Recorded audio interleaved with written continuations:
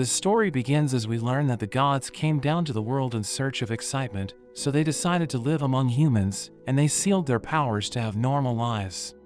The only thing they can give humans is their blessing, which grants them the power to fight monsters, and the people who receive it become their familia.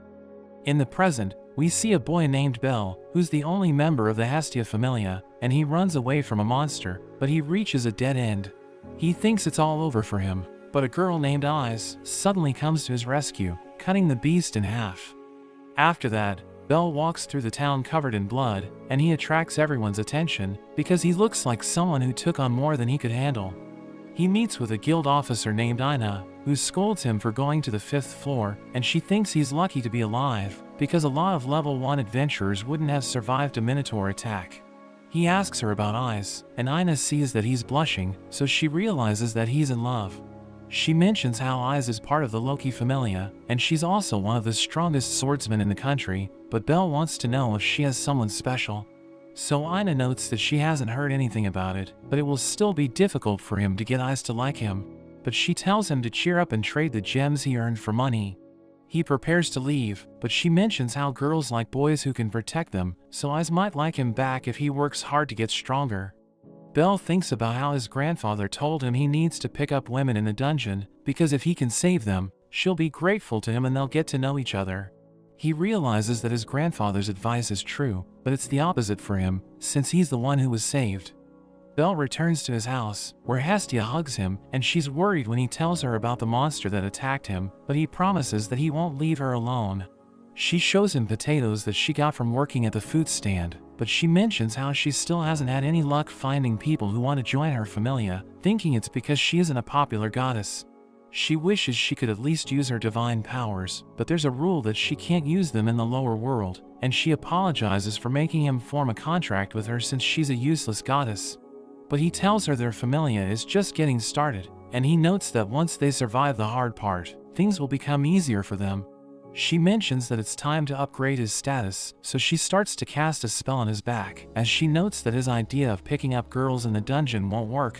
She knows he likes Eyes, but she thinks a strong girl like her must already have a man in her life, so she tells him to forget about her. She mentions that he might have already met the girl he's supposed to be with, so he should pay attention to what's in front of him, and he checks his stats, but he's disappointed that his magic power is still 0. He sees something written in the skill section, but Hestia tells him it's nothing, explaining that there are marks there because her hand slipped. But she knows that he actually unlocked a skill, which will make him level up quicker, as long as he has strong feelings about it. She's happy that he finally unlocked a skill, but she's also annoyed that it was someone else who changed him, because she always had her eyes on him. The next day, Bel wakes up and sees Hestia sleeping on top of him, but he's embarrassed seeing her chest, so he decides to head out. While walking through the town, he senses someone watching him, but he's interrupted by a girl named Seer, who gives him a magic stone that he dropped. She hears his stomach growling, so she gives him her breakfast, but he refuses to take it. She assures him it's fine, because she'll have a lot to eat when the restaurant opens, but she makes him promise to eat there once he gets back.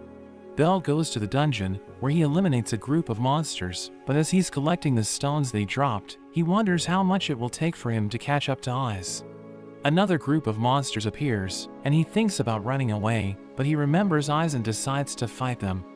As he returns home, he's shocked to see how much stronger he's become, and he asks Hestia why he's growing so much, but she ignores him and leaves. She thinks about how even though Bel has her by his side, he got stronger after he met Eyes, which means he really likes her. Meanwhile, Bel goes to the restaurant where Seer works, and the chef named Mia gives him food, but he's worried that it might cost a lot, since he's saving for his familia. Seer mentions how she likes meeting new people, so it's the perfect place for her to work, because all kinds of people come there. Eyes arrives with her familia members, which shocks Bel, and he's stunned by how beautiful she looks. Seer tells him they're regular customers, and she thinks it's because their god likes the place, so he realizes that he can see Eyes if he comes there. One of the Loki familia members named Beta asks Eyes to tell everyone how she defeated a minotaur on the 5th floor, where she saved a kid who ran away after getting covered in blood. Eyes thinks they can't blame him for acting like that, and another familia member named Riveria tells Beta to be ashamed, because it's their fault for letting the minotaur escape from the 17th floor. He thinks he can't be blamed for telling the truth, and he mentions how even Eyes won't allow such a coward to stand by her, but Belle can't bear to hear anymore, so he runs away. Eyes sees him and tries to catch up to him, but she realizes that he's already gone, wondering if he was the boy she saved. Belle goes to the dungeon, where a frog monster eats him up, but he destroys it from the inside. He thinks about how he wishes for things to happen without doing anything, but he knows that he needs to work hard to stand by Eyes' side, so he decides to fight any monster that stands in his way. As he returns home, Hestia is shocked to see how injured he is, but he just tells her he wants to get stronger, and she's glad that he's putting in the work. Hestia uses her spell to check Belle's stats again, and she can't believe how strong he has become, realizing it's because of his unique skill, which even she hasn't heard of. She can't tell him about it because the other gods might be listening, but she knows that he's been working hard to get stronger, so she decides to tell him about his stats. He can't believe how much he has improved, and she thinks he has talent, so he'll continue to get stronger. She mentions that she respects his resolve, so she decides to lend her powers to him, but she makes him promise to stop being reckless. So he assures her that he won't leave her, which makes her relieved, and she notes that she'll be gone for a few days. He goes back to the restaurant, where he apologizes for running away, and pays the money he owes them. Mia tells him if he didn't come back, she was planning on going after him, but Seer's glad that he returned, and she knows that he's going to the dungeon, so she made lunch for him. He refuses to accept it, but she forces him to take it, and Mia tells him to thank her, because she was the one who persuaded everyone there to forgive him. Mia mentions that there's no use for an adventurer to pretend to be something he isn't, and she advises him to put all his energy into surviving. She notes that it doesn't matter if he feels pathetic, or if people laugh at him, because what's important is that he comes back alive. Meanwhile, Hestia is at a party for the gods, where she tries to steal food, but another goddess named Freya interrupts her. Loki joins them as well, and Hestia asks her if Eyes is seeing someone, but she notes that Eyes is her favorite, so she'll destroy anyone who comes after her. Freya mentions how it's been a while since she saw Loki in a dress, and she notes that she heard Hestia was coming, so she decided to go there just to laugh at her, because Hestia can't even afford a dress. But she tells Loki that everyone will laugh at her flat chest, which makes her angry, so she pinches Hestia's cheeks. A god named Hephaestus interrupts Hestia, who's happy to see her, but she tells Hestia she won't lend her money again, reminding her how she used to freeload off of her familia, and when they kicked her out, she came crying back since she was broke. But Hestia explains that things have changed, because she now has her own familia. Freya decides to leave, because she has done what she came to do, and she mentions that she had fun at the party. After she leaves, Hestia bows before Hephaestus and asks her to make a weapon for Belle, but she refuses her request and tells her to save up the required money. But Hestia continues to follow her after they leave the party and keeps begging her to grant her request. Meanwhile, Belle is looking at a dagger, but he's interrupted by a god named Mayak, and Belle asks him why he didn't go to the banquet of the gods. So he explains that he was invited, but he's been busy preparing goods since his familia is so small. He gives Belle 2 vials, and he refuses to accept them, but Mayak forces him to take them, because it's his way of asking Belle to keep helping his familia. We return to Hestia, as Hephaestus asks her why she's so desperate for her help, so she explains that she wants to support Belle, who needs to walk a dangerous path to reach his goal. She notes that he's always there for her, but she feels bad since she can't help him, because she can't even do things a normal god should be able to do. Hephaestus decides to help her, but she tells Hestia she'll still need to pay the fees even if it takes her centuries, asking her what kind of weapon Belle uses. So she realizes that Hephaestus plans to make the weapon herself, which excites Hestia, because she's known as the divine smith in heaven. Hephaestus reminds her that she can't use her divine powers, because they aren't in heaven, but Hestia isn't worried about it. Hephaestus opens a secret door, and as she prepares to make the weapon, she tells Hestia to help her. In the city, a waiter from the restaurant named Anya suddenly gives a wallet to Belle and tells him to give it to Seer, so he becomes confused. Another waiter named Ryu tells her she needs to give a better explanation to Belle, so she explains that she's asking him to give the wallet to Seer because she forgot it while going to Monsterphilia. He has no idea what Monsterphilia is, so they explain that it's a huge event hosted by the Ganesha Familia, where they take over the Colosseum for the day and tame monsters brought in from the dungeon. Meanwhile, Hephaestus finishes making the weapon, which makes Hestia happy, but Hephaestus tells her she shouldn't forget to pay for it. we see Freya telling Loki that she's after the child of another familia, but she suddenly leaves without giving Loki details, which makes her wonder if something's wrong. Bel starts looking for Seer, but he runs into Hestia, who invites him to go on a date with her. He tells her how he was asked to look for a person, but she notes that they can look for them while they're on a date, and they buy crepes from a shop. She offers to feed him with her hands, but he refuses to take her food, and tells her to eat his crepe instead, so she takes a bite. He notices cream on her mouth, and he tries to clean it up, but his whole body turns red. In the Colosseum, Freya frees a monster, which goes outside and starts attacking Hestia. They both try to run away, but it catches up to them, and it's about to grab her, but Bel attacks it even though he's scared. He tries to stab it with his knife, but it breaks into pieces, and the monster sends him flying into a wall. It prepares to finish him off, but he suddenly throws a bomb, which blinds the monster with a flash of light, and he runs away with Hestia. But he knows that he can't protect her, so he pushes her past a door and closes it, telling her to get away while he holds it off.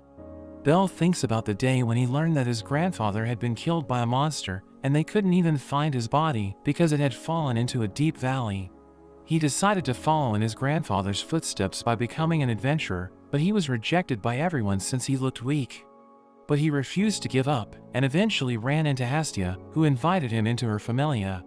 In the present, the god Ganesha learns that 9 monsters have escaped, so he orders his men to ask for help from other families, because they can't stop the monsters on their own. They think that asking for help from others will humiliate them in front of everyone, but he notes that they should worry about the people's safety before anything else. Meanwhile, Bel continues to struggle against the monster, and Hestia remembers how Hephaestus told her about the writing she carved on the weapon. She explains that the weapon will come alive the moment Bel grabs it, and it will continue growing with him, so Hestia realizes that she needs to give it to him. The monster is about to finish Bel off, which makes him remember the time Aias saved him from the Minotaur. But he knows that she isn't coming to his rescue, and he's glad because he doesn't want her to see him in such a condition. Near the Colosseum, a girl explains the situation to Ina, who doesn't think they'll find any adventurers there. But she sees Aias, who decides to help them, and she immediately defeats one of the monsters. Ina mentions that they've also asked other adventurers for help, but a few monsters are still at large, so Aias goes to look for them. Meanwhile, the monster is about to end Bel's life, but it gets distracted as Hestia arrives, and it tries to attack her, so Bel dives to save her. But he doesn't understand why she came back, so she explains that she'll never leave him behind, reminding him of his promise that he won't leave her. He explains that with the way things are going, both of them will end up dead, but she tells him he shouldn't give up so easily. The monster continues coming after them, so Bel picks her up and runs away, and she knows they're in trouble, but she's still happy that he's carrying her. They find a hiding spot, but Bel knows that the monster will eventually find them, and Hestia mentions that she has a plan, telling him she'll upgrade his status so that he can defeat it. He thinks it's impossible, because he won't be able to defeat it even if he gets stronger, but she mentions that she believes in him, and she gives him his new knife. In the city, Aias defeats all the monsters, but she learns that there's still one left, and even the Ganesha Familia's strike forces couldn't find it. Hestia starts to upgrade Bel's status, and she's surprised by how much stronger he's become, but the monster finds them, so she quickly finishes her spell. She sees that Bel is afraid, so she calms him down, and he rushes towards the monster, which tries to smash him to the ground, but he dodges the attack. It attacks him with its chain, but he blocks it with his knife, breaking the chain into pieces, and Hestia explains how the weapon will get stronger as he grows, so he needs to believe in himself. He jumps in the air and attacks the monster from above, which breaks its armor, but it still keeps attacking him. So he rushes forward and stabs its chest, killing it in an instant, and its body turns to dust. Everyone starts to applaud him, while Aias watches him with the crowd, and she decides to leave since the monster has been defeated. Hestia suddenly falls unconscious, so he takes her to the restaurant, where he thanks Seer for letting Hestia rest there. Seer realizes that he got involved because she forgot her wallet, so she apologizes for getting him into trouble, but he assures her that it wasn't her fault. She notes that she has fallen in love with him after seeing him fight, which makes him blush, but he thinks she's just making fun of him. Hestia wakes up, and Bel tells her how the other monsters have also been defeated thanks to Aias, but he asks her where she got the knife. So she reveals that Hephaestus made it for her, and he's surprised hearing this, because he knows that her weapons are expensive. Hestia knows that he's been looking at the weapons shop, but he can't afford the items since they're expensive. So she made arrangements with Hephaestus because she wants to help him get stronger, which makes him cry. In the dungeon, we see a child collecting gems, but a man yells at her for being slow, telling her she's useless as a supporter, but he thinks he can still use her as a decoy if he gets surrounded by monsters. We return to Belle, as he tells Ina to grant him access to the 7th floor, which shocks her, because he almost died on the 5th floor, but he assures her that he's gotten stronger. He reveals that several of his status levels have gone up to E, but she doesn't believe him, so he shows his back to her, and she realizes that he's telling the truth. She knows that she can't refuse him entry to the 7th floor, because his status scores have improved, but she notes that there's still a problem, and tells him to meet her the next day. But when he sees her, he's surprised by how different she looks, and she wonders if he's excited to go shopping with her. She asks him if he has anything to say about her outfit, which makes him blush, and he notes that she looks younger than usual. After that, Ina takes him to the Hephaestus Familia's shop called Babel, which shocks him, because he doesn't have the money to shop there, but she forces him to come with her.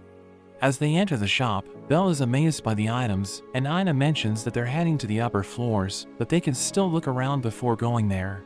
Belle runs into Hestia, and they're both shocked to see each other, but she's annoyed that he's with Ina.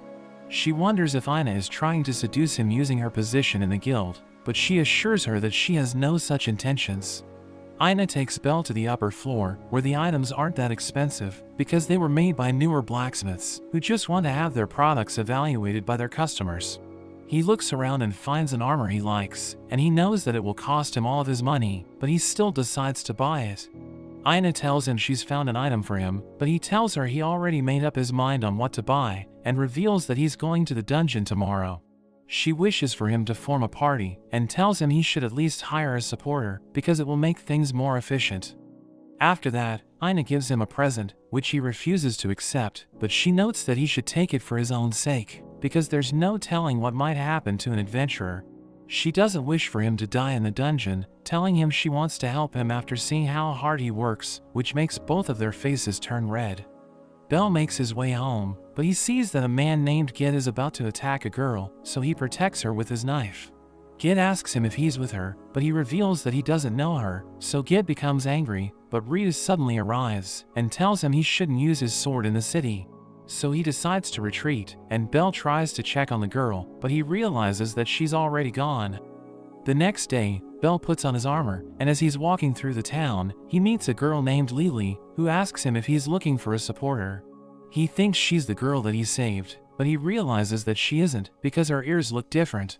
He mentions that he was thinking about getting a supporter, and she asks him to choose her, because she's so poor that she doesn't have enough money to get by. She adds that he needs to take responsibility for touching her ears, so he becomes embarrassed, and he decides to hire her for the day. They go to the dungeon, and she watches him as he defeats the monsters, telling him his skills are impressive. She thinks it's all thanks to his knife, and he notes that he relies on it too much, telling her his goddess gave it to him. He asks her about the god she serves, so she reveals that she's part of the Soma Familia, and she helps him collect the magic stones dropped by the monsters. After that, he goes to Ina and tells her about Lily, but Ina mentions that the members of the Soma Familia seem desperate, so she isn't sure if Lily is the right match for him. She asks him what he thinks about Lily, so he mentions that she's great, since he got a lot of magic stones thanks to her. He prepares to leave, but Ina suddenly notices that he isn't carrying his knife, and he wonders if he dropped it somewhere. We see Lily trying to sell the knife, but the shopkeeper tells her it isn't worth much, because it can't even cut anything. She leaves the shop, but she runs into Cyr and Ryu, who notice that she's carrying Belle's knife. She tells them they're mistaken, but Ryu knocks the knife out of her hands, which makes her run away, but she bumps into Belle. Ryu and Cyr catch up to her, so Belle asks them if they've seen his knife, and he gets emotional when he sees that Ryu has it. He wonders where she found it, but she doesn't tell him that she got it from Lily, and after they leave, he tells Lily that he was also looking for her, asking her if she wants to accompany him to the dungeon. They head to the dungeon, but Lily notices that he doesn't have his knife with him, so he mentions that he's carrying it close to his arm, to make sure he doesn't drop it again. He asks her if she doesn't want any money for the contract, so she mentions that he can just give her a portion of the loot, telling him it's simpler since he's alone. After that, They trade in the stones for the day, and they're shocked by how much money that they made. Lily asks for her share, and she's shocked when he gives her half of it, wondering why he isn't trying to take all of it for himself. So he explains that she deserves to get half of it, because he couldn't have made so much money without her, telling her he wants to keep working with her. Meanwhile, we see Freya watching over Belle, and she decides to interfere with his life once again, because she wants to see the power hidden within him. At night, Hestia meets up with Mayak, and she starts to cry, telling him Belle is cheating on her, because she saw him with Lily. She gets drunk and starts getting out of control, but Mayak notes that Belle doesn't belong to anyone, and she mentions that she already knows that, but she doesn't want him to leave her. The next day, Belle realizes that Hestia is acting strange, so he asks her if something's wrong, but she mentions that everything's fine. He asks her when she's free from work, because he wants to take her out for a nice dinner, so that he can show his gratitude for everything she's done for him. She thinks he's inviting her on a date, so she agrees to go with him, but she decides to visit the divine bathhouse first. A god named Demeter joins her, and she wonders why Hestia is there, since she never visits the bathhouse, so she reveals that she's going on a date. Demeter can't believe she finally found a man, because she was hopeless in heaven, and Demeter tells everyone about it.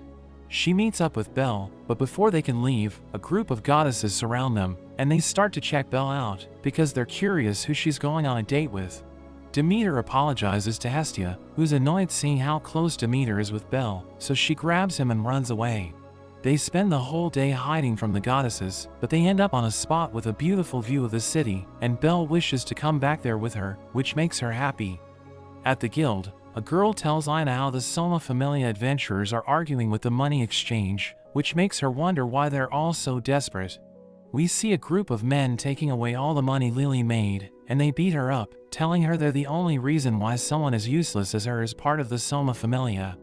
The next day, Belle and Lily go to the dungeon, where he gets knocked to the ground, and an ant monster is about to attack him, but Lily shoots a fireball at it. He manages to defeat all the monsters, and he thanks her for saving him, telling her he would have been in serious trouble without her. After that, she asks him for a day of leave, because her familia is having a meeting, and she needs to be there no matter what. She knows that it's against her contract, so she's prepared to accept any penalty, but he notes that she doesn't need to worry about it, and he tells her to ask him whenever she needs time off. The next day, Belle goes to the restaurant to return Sear's lunchbox, and he wonders what she does in her free time, so she reveals that she reads books. He notes that the books Hestia has are too difficult for him to understand, but he sees a simple book in the restaurant, and Sear lends it to him. He goes home and starts reading the book, as he thinks about how in his mind, magic is just a tool to become stronger. It's like a flame, which doesn't suit someone like him, but he still wants it so that he can catch up to Eyes, and he also wishes that it could make him a hero. He falls asleep while reading, so Hestia wakes him up, and as she checks his status, she's shocked to see that he has finally developed a magic called Firebolt. Belle can't believe he'll finally be able to use magic, and Hestia mentions how he needs to chant a spell to use it, which is usually written next to the magic status. But there's nothing written there, which means he doesn't need to chant, and she tells him to try it on a monster in the dungeon. But after she falls asleep, he sneaks out of their house, because he can't wait to use magic. He goes to the dungeon, where he uses his firebolt to defeat a monster, and he's so happy that he keeps spamming it until he gets tired.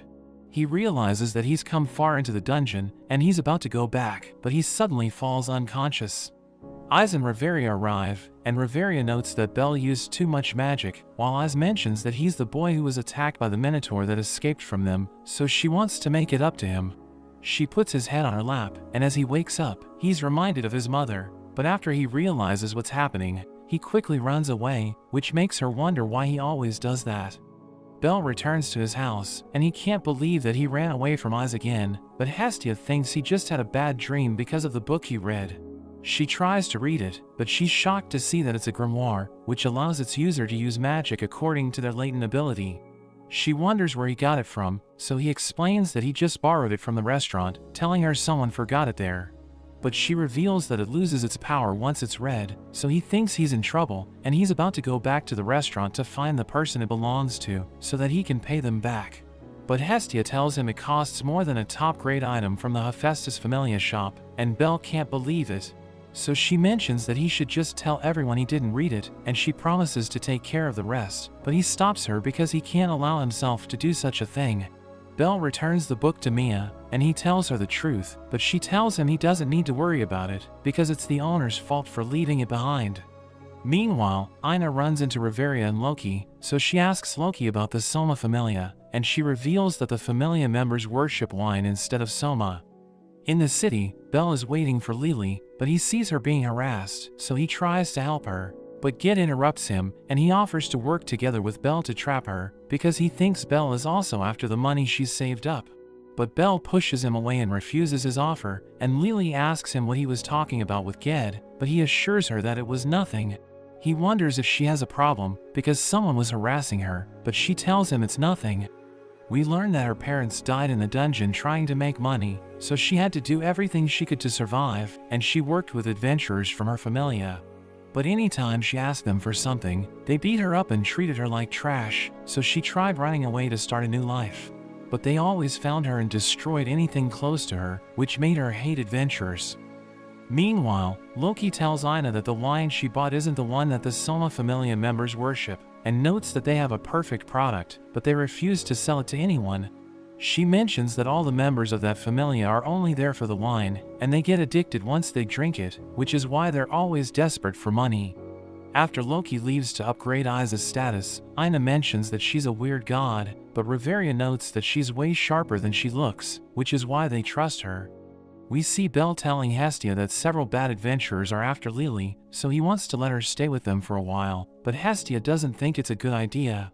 She thinks Lily isn't trustworthy because of everything he said about her, and she tells him to think about the situation that happened with his knife.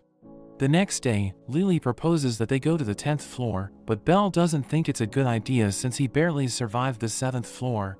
She notes that she's been to the 11th floor, and she tells him he's strong enough to deal with the monsters, so he decides to go there. On their way, Lily gives a new weapon to Belle, because his knife doesn't have the range to fight huge monsters. Ina prepares to start her inspection of Babel, but she runs into Eyes, and she thanks her for saving Belle. Eyes wonders if he's afraid of her, but Ina assures her that he's grateful that she saved him, which makes her happy. They overhear a group of adventurers mentioning how Lily is about to set up a white-haired kid, and Ina thinks they're talking about Belle, so she asks Eyes for a favor. After that, Ina talks to Hestia, and she tells her about Lily, explaining that she's a dangerous person. We return to the dungeon, as Belle and Lily reach the 10th floor, where an orc appears in front of them, so he prepares to take it on. The orc picks up a tree and rushes towards Belle, but as they start fighting, Lily suddenly disappears. He slashes the orc's stomach and cuts off its leg, which makes it fall to the ground, and he stabs it to finish it off. He sees another orc coming towards him, so he uses his firebolt to defeat it, but as he looks around, he realizes that Lily is nowhere to be found, so he wonders if she was taken by a monster. He sees that there's bait around him to lure the monsters, and a group of orcs attacks him, so he tries to use his magic, but one of them sends him flying. He keeps looking for Lily, but he's shocked as she uses her arrow to steal his knife, and leaves him to be destroyed by the monsters. She uses her spell to remove her beast ears, and tells herself she's doing everything for her freedom, because she needs money to leave her familia. She tries to get out of the dungeon, but Gid suddenly trips her, and beats her to a pulp. He mentions how there are only a few ways out of the dungeon, so he and his companions were waiting on every path for her to show up. He tears off her clothes, and he's surprised to see that she has a magic weapon, but another adventurer named Kanu suddenly interrupts them. Gid recognizes him as one of his companions, but he attacks Gid with a killer ant, and tells him to leave all of her stuff there. Two other adventurers arrive, and Kanu tells Gid that a dying killer ant sends a signal to call for help, so he needs to escape if he wants to survive. He decides to run away, but he gets killed by ants, and Kanu tells Lily he'll protect her if she gives him everything she has.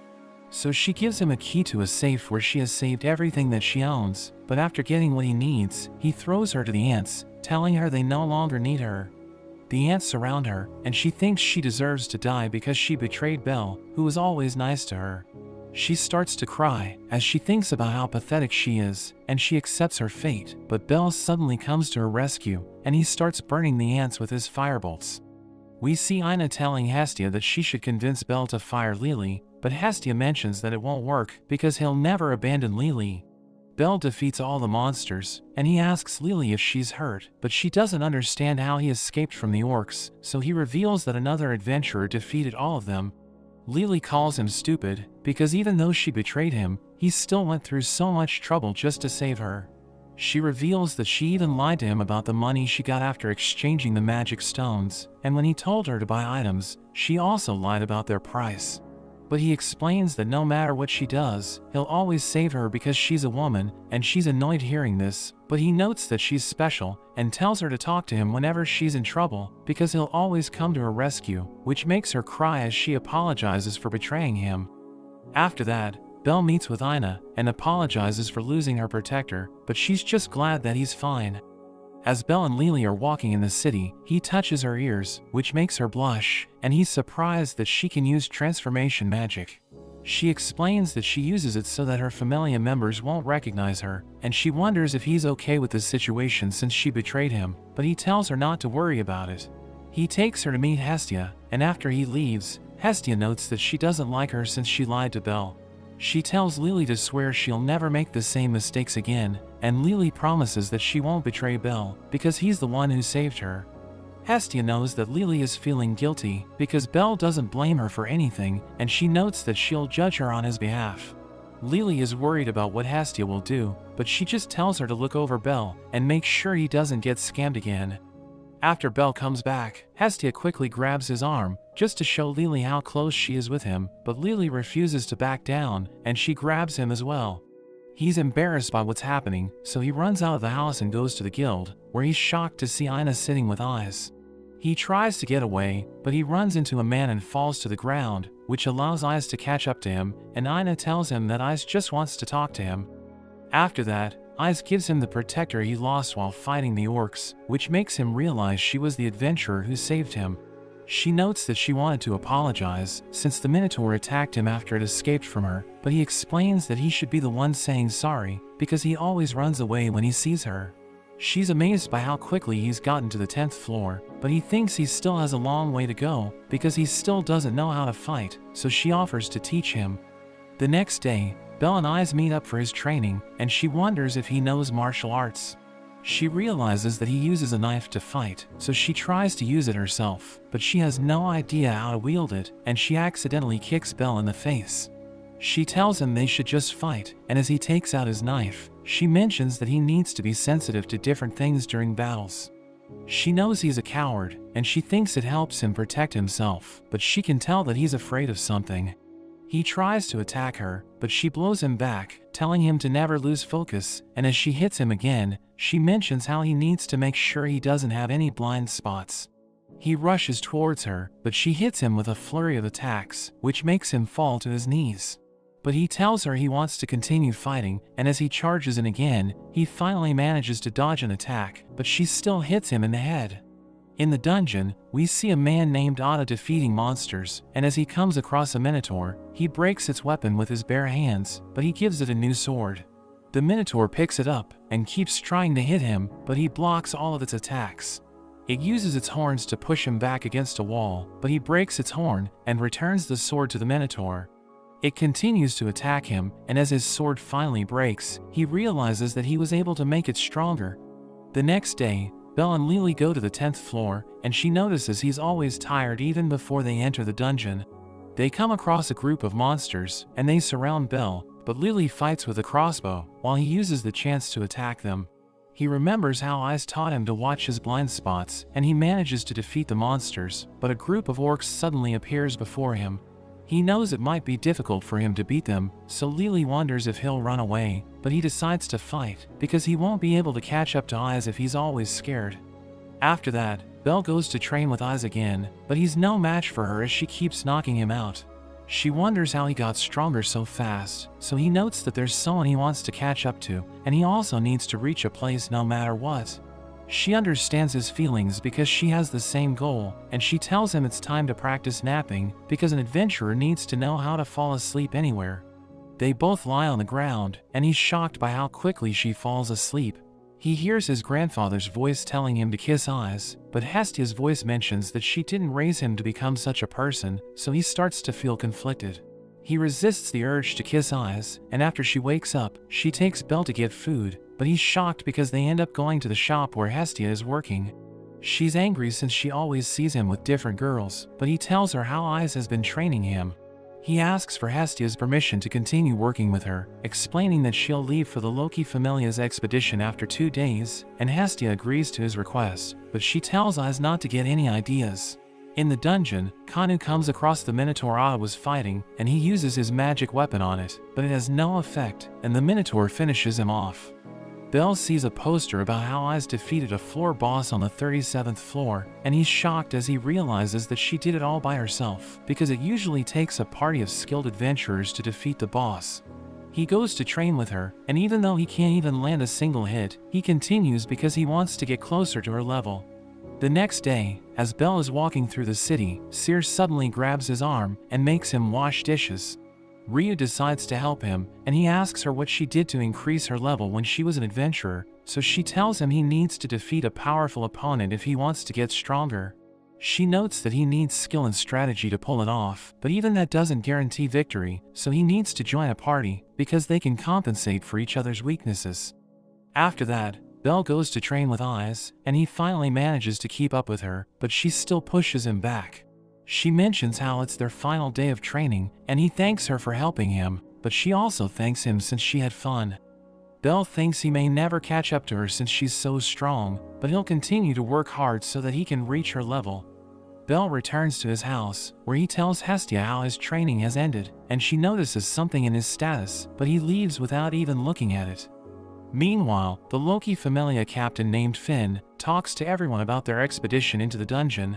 He mentions that they'll split into 2 groups to make sure they don't overcrowd the upper floors, and he notes that their goal is to get to the 59th floor, which has never been reached before. We see Belle and Lily inside the dungeon, and he can sense that someone is watching them, but even though she can't tell if it's true, she still thinks something is off about the floor. They realize that it's too peaceful, and Belle notes that the situation is similar to the day he was attacked by the Minotaur. As they move forward, the Minotaur that fought Ada suddenly appears, and Lily mentions that they need to escape. But Belle is too shocked to move, so she pushes him out of the way as it attacks them, and she ends up getting hurt.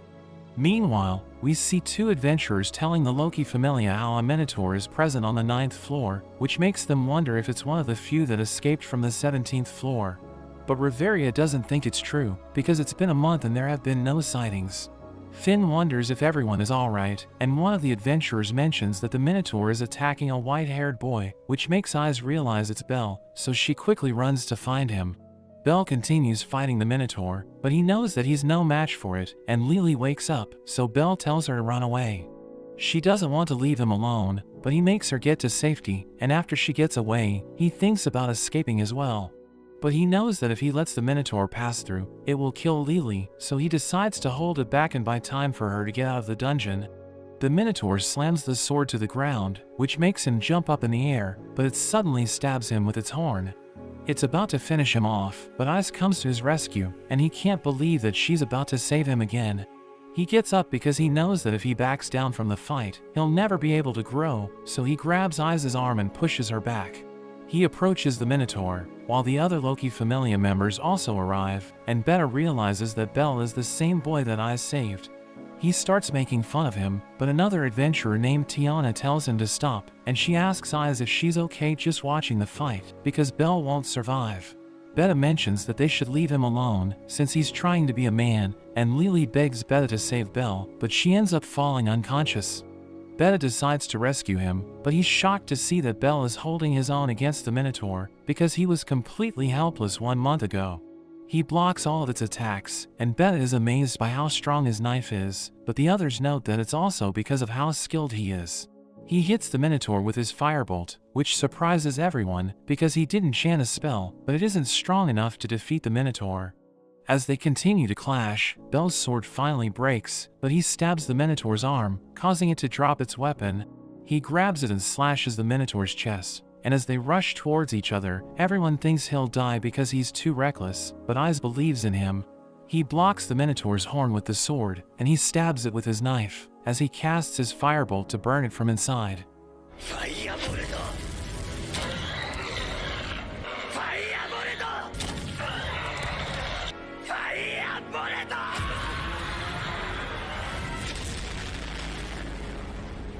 Everyone can't believe he was able to defeat it, but he passes out while he's standing, and Beta tells Riveria to read his status. So she checks out his back, and she reveals that all of his abilities are rank S, which shocks everyone. At night, Hestia kisses Bel's head while he's sleeping and congratulates him on his achievement, but she mentions that it's only the beginning of his story. After a while, Bel heads to the guild, where Ina wonders if something good happened to him because he seems to be happy, so he reveals that he's reached level 2. He returns to his house, where Hestia upgrades his rank, but he doesn't feel like anything has changed. She reveals that he has a new skill called Argonaut, which makes him happy, but she teases him because the skill only appears when a person wants to be a hero. After that, Hestia prepares to go to the meeting of gods, and she reveals that it's where they will choose a title for the adventurers who have leveled up, so Bel will get a title as well. At the meeting, a god named Takazuki tells Hestia that all the gods are talking about Bel because he was able to level up in only a month, saying even I's took a year to reach level 2. She mentions how a member of Takazuki's familia has also leveled up, and he notes that it's why he'll take the meeting seriously. At the house, Bel wonders what kind of title he'll get, and Hestia comes rushing in, revealing that he was given the name Little Rookie. He goes to the restaurant, where he tells Lily about his title, and he's bummed out because it sounds lame, but Seer mentions that she likes it. Ryu congratulates him on his achievement, and they join him to celebrate, revealing that Mia has given them permission to drink at the party. Bel notes that they're planning on going to the middle floors of the dungeon, but Ryu advises him not to go deeper than the 13th floor, because the monsters on the upper floors are dangerous. She tells him he'll need a party to go further, and an adventurer overhears them, so he invites Bel to join their party. But he mentions that he wants the elven girls in return, and Ryu warns him to stay away, but he tries to touch her, so she breaks his arm. He prepares to hit her, but Mia smashes a table and tells him to stop causing trouble, so he decides to leave. The next day, Bel goes to look for a new armor at Babel, and he asks the receptionist if they've stopped selling armor made by a blacksmith named Welf Croso, but he turns out to be standing beside Bel. Welf can't believe the little rookie everyone's talking about is looking to buy his armor, and Bel also feels lucky to meet him in person.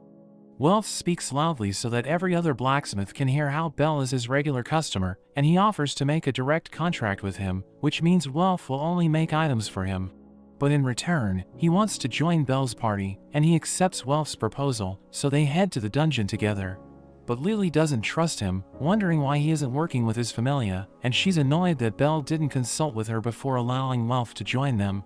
She's shocked to learn his familia's name, because the Crozos were famous for powerful magical items, but they suddenly lost all of their abilities.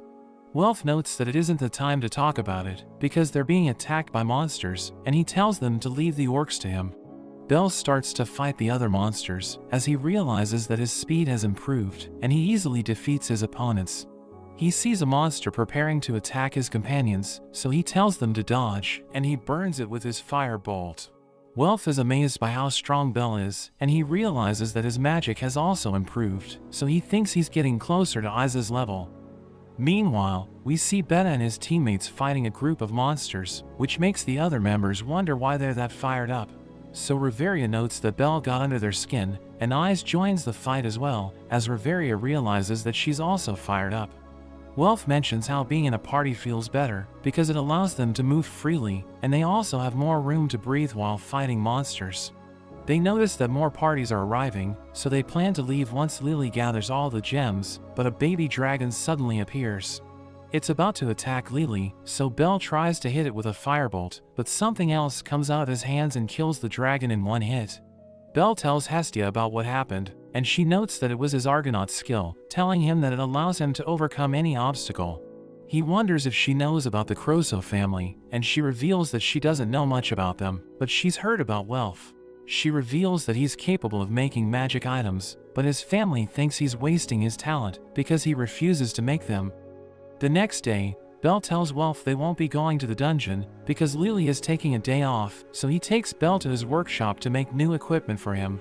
He wonders if Bel has a special request, but he mentions that he's okay with the light armor, so Welf tells him to be greedier.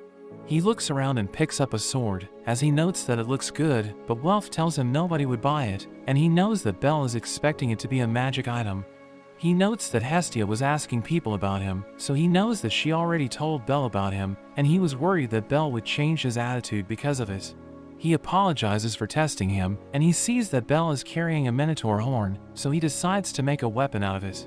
He reveals that he used to have a lot of customers, but he got sick of them because they all told him to make magic items, and he knows that they want him to create a tool that will make them famous. But he thinks that's not what a weapon should be, because it's supposed to be a part of its wielder, and it will never betray them no matter how bad the situation gets. But a magic item will shatter and leave its user behind, so he believes that neither a wielder nor a blacksmith can have pride in it, which is why he stopped making magic items. Welf makes a weapon out of the horn, and he knows Belle can't trust him completely since they only met a few days ago, but Welf asks him to treat him like a companion. The next day, Belle and the others go to the dungeon, and before they head into the 13th floor, Lily reminds them that the monsters there can attack from afar, so they always need to be on guard.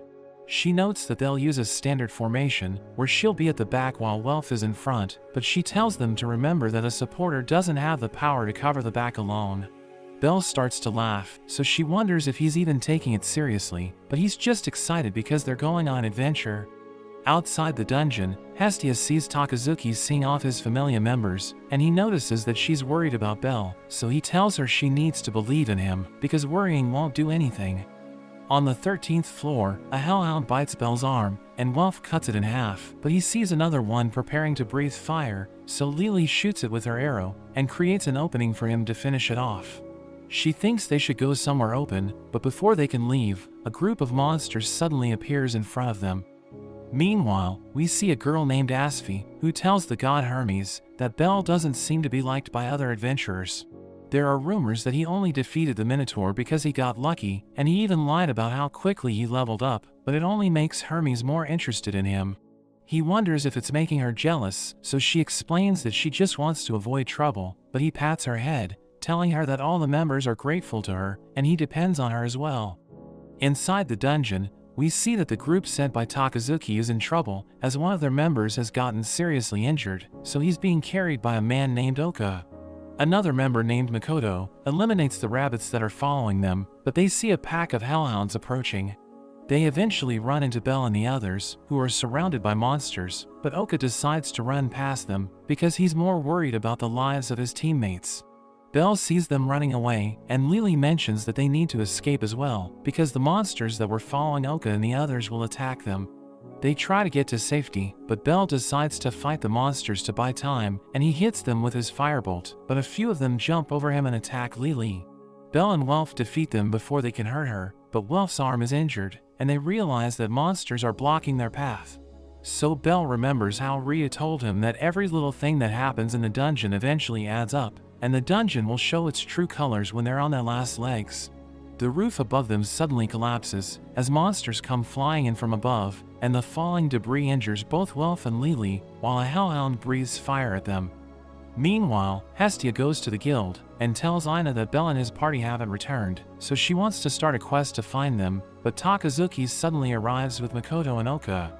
In the dungeon, Belle and the others somehow survive after they fall down a couple of floors.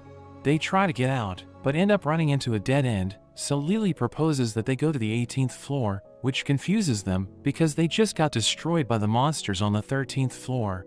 But she reveals that the 18th floor is a safe zone, which means there are no monsters there.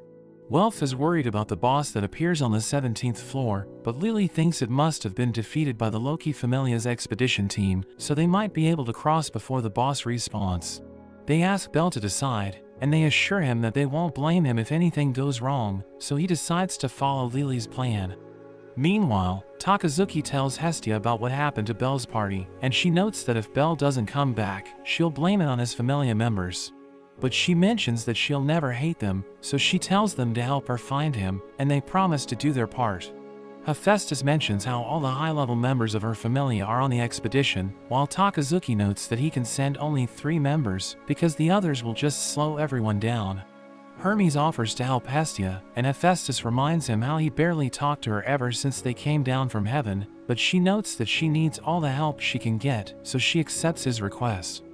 Asphi pulls him to the side, and she knows that he plans to go into the dungeon with her, so she reminds him that gods aren't allowed to enter the dungeon, but he notes that everything will be fine if no one finds out.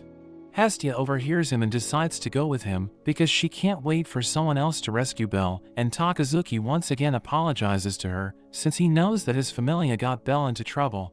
But she tells him to forget about it, and she notes that Belle is still alive, because the blessing she gave him hasn't disappeared. Hephaestus asks Hestia to give Welf something on her behalf, while Hermes wonders if Asphi can protect him and Hestia, but she can't guarantee their safety, so he decides to take Ryu as well. In the dungeon, Lily is carrying a scent bag to make sure monsters stay away from them, but Welf complains about the smell, and she's annoyed since she's the one closest to it. A hellhound appears, and it breathes fire at them, but Welf uses his spell to return the flames to the hellhound's body, causing it to explode. After a while, the scent bag runs out, and a group of minotaurs appears, so Belle rushes towards one of them, and cuts it up with his knife.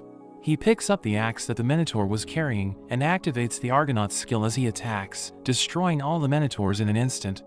Welf is amazed by how strong Belle is, but they realize that he's exhausted, so Lily asks him if he's okay.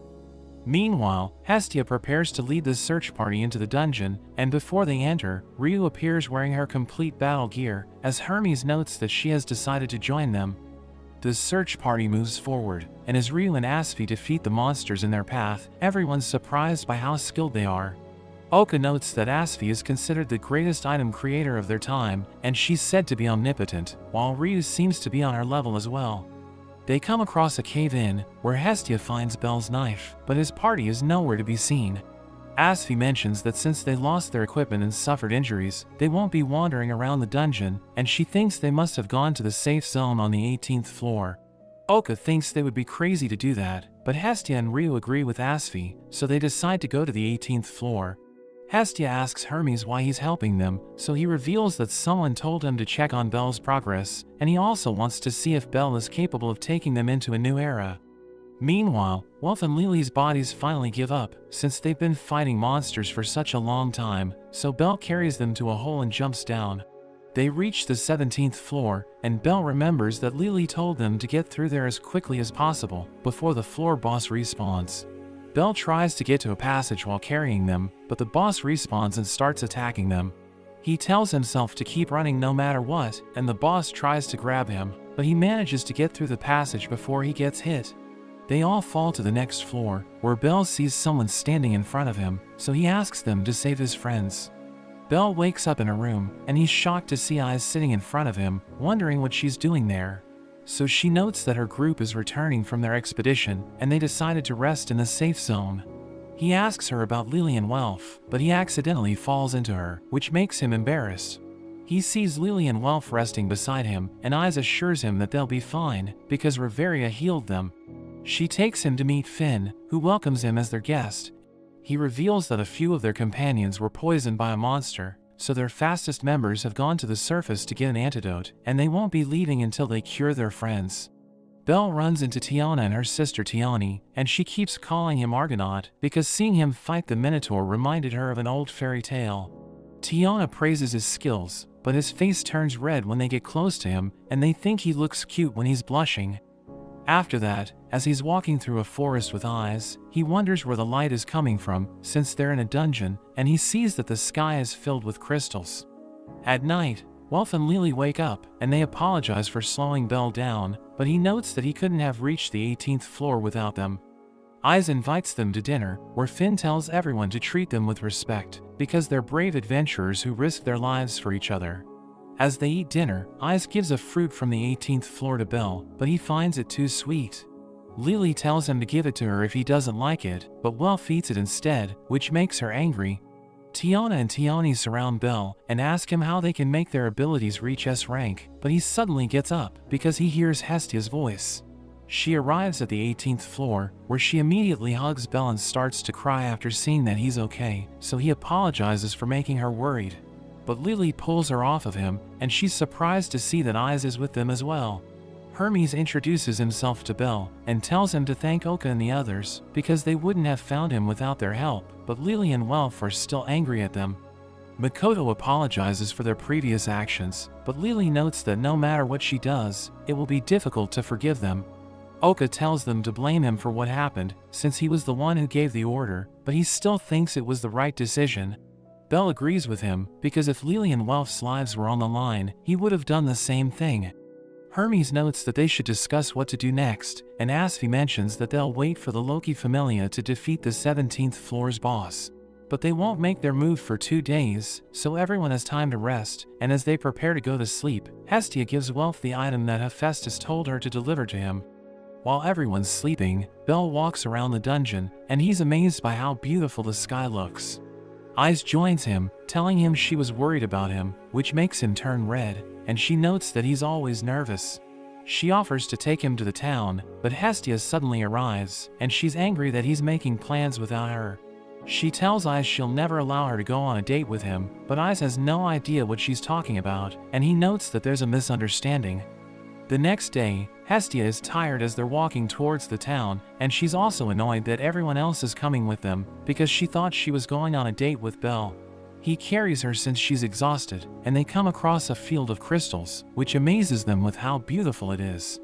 They reach the town, and as they look around, they're shocked to see how expensive everything is.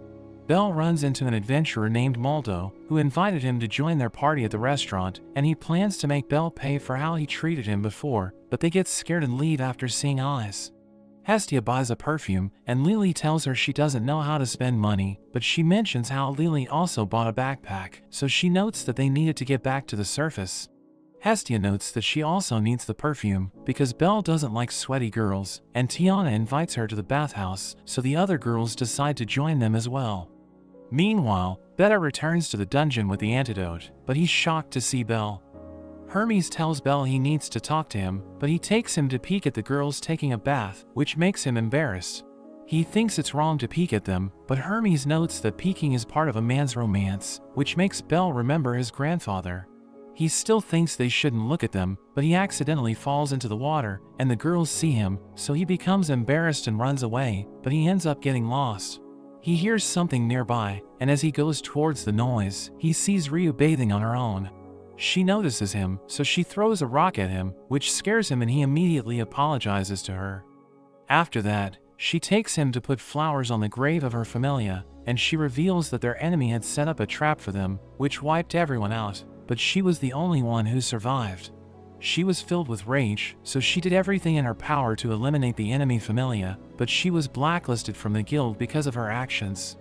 After she got her revenge, she was about to pass away in a dark alley, but Seer found her, and Mia let her in, even though she knew everything about her.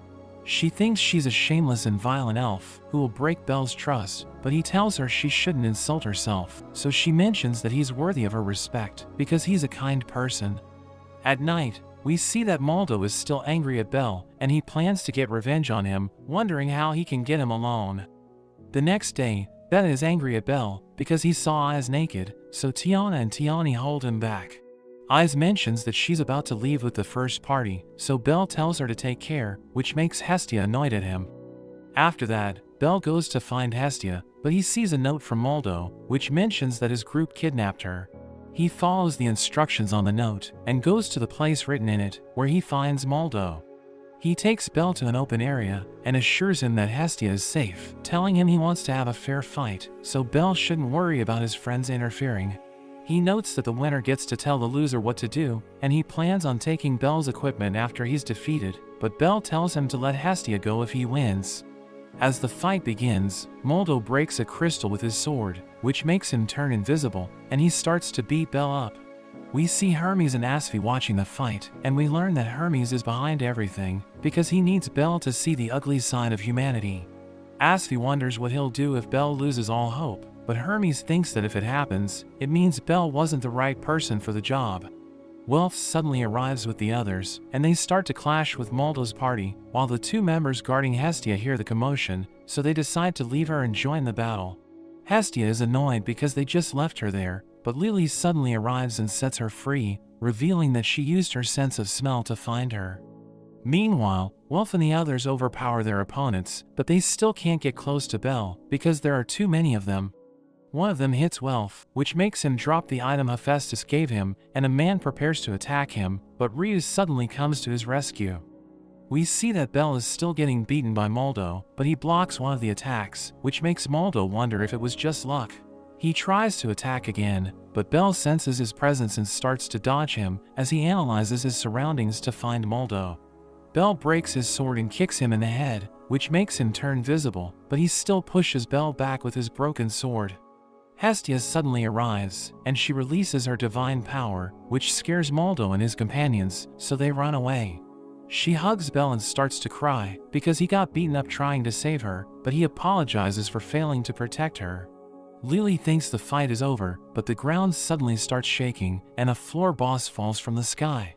The boss lets out a scream, which makes the other monsters go on a rampage, and they start to attack Moldo's party. Bell and the others rush to save them, and Ryu notes that he has failed as a leader, but he made the right choice. Moldo is surrounded by monsters, and he's about to get killed, but Bell comes to his rescue and cuts down the monsters. Lily drags him to safety, telling him he'll just get in Bell's way, and she notes that he should be thankful to Bell for saving him.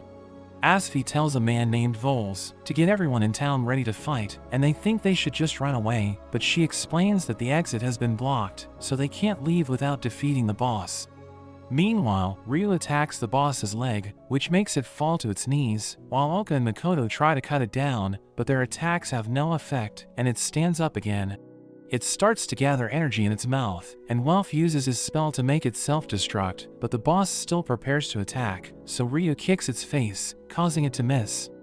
Asfi tells her that the mages are working on their incantation, and she needs to distract the boss until they're done, but Ryu leaves the task to Asfi.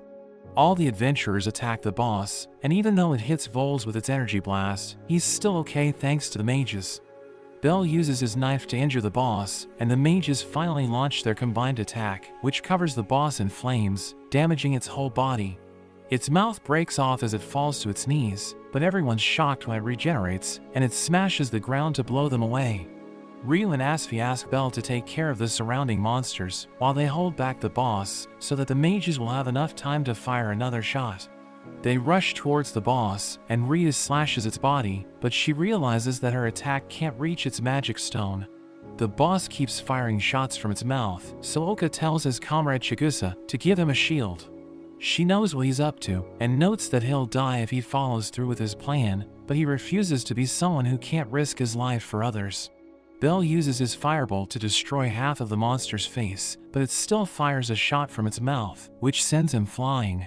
It's about to finish him off, but Oka suddenly comes to his rescue, as he tries to block the attack with his shield, but he gets blown away. He and Bell are seriously injured, but Hestia tells Ryu to face the monster, and buy as much time as possible, because she's sure that Bell will wake up and defeat it. Bell hears Hestia calling his name, and she tells him to get up, but his body refuses to listen to him. Hermes tells him a hero is someone who risks his life for others, which makes Bell remember how his grandfather told him that he'll become the coolest hero if he stays true to his wishes. Bell wakes up and takes a sword, and as he prepares to attack the boss, a bell goes off around the dungeon as his body begins to light up.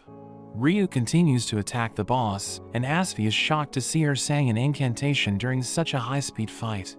Asfi flies using her boots, and she burns the boss's eyes, while Ryu finishes her incantation and hits it with a flurry of attacks, but it still isn't enough to defeat the boss.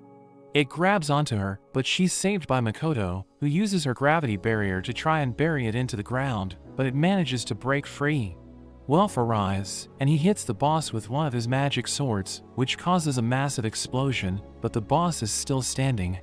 Bell activates his Argonaut skill, and he rushes towards the boss, as Hestia notes that when he's faced with an opponent he can't defeat, he can resist it with his hero's strike.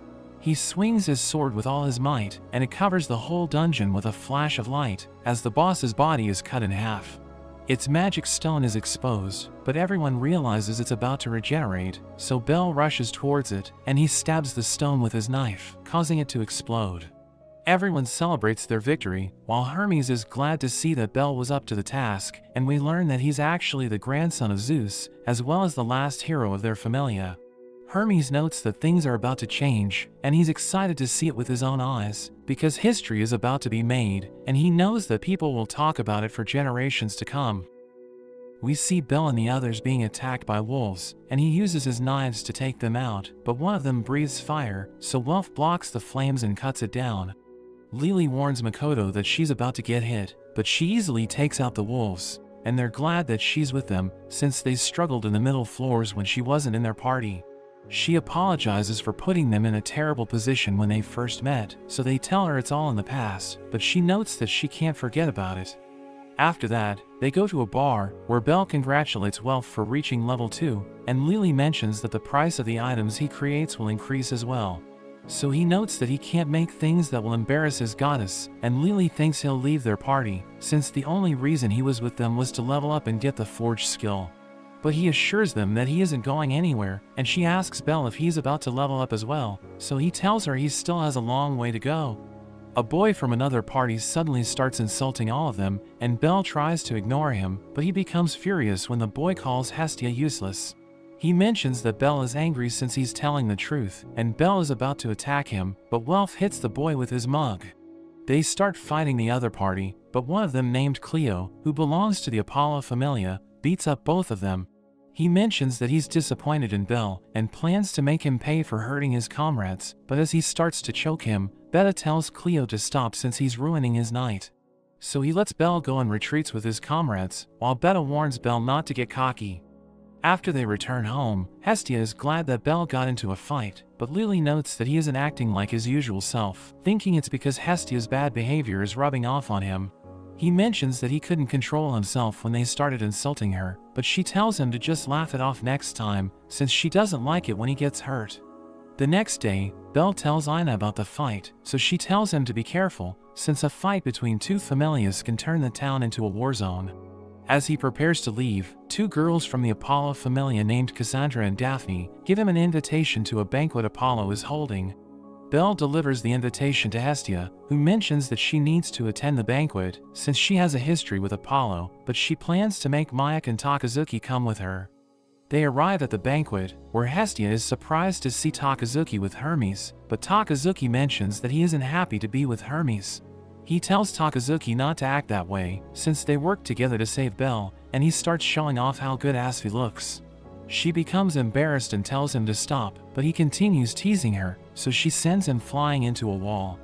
Apollo comes out and tells everyone to enjoy the night, and Hermes sees Bel staring at him, so he wonders if Bel wants to talk to him. But he just thinks that he and Hestia should introduce themselves, and Hermes mentions that he has known Apollo for a long time.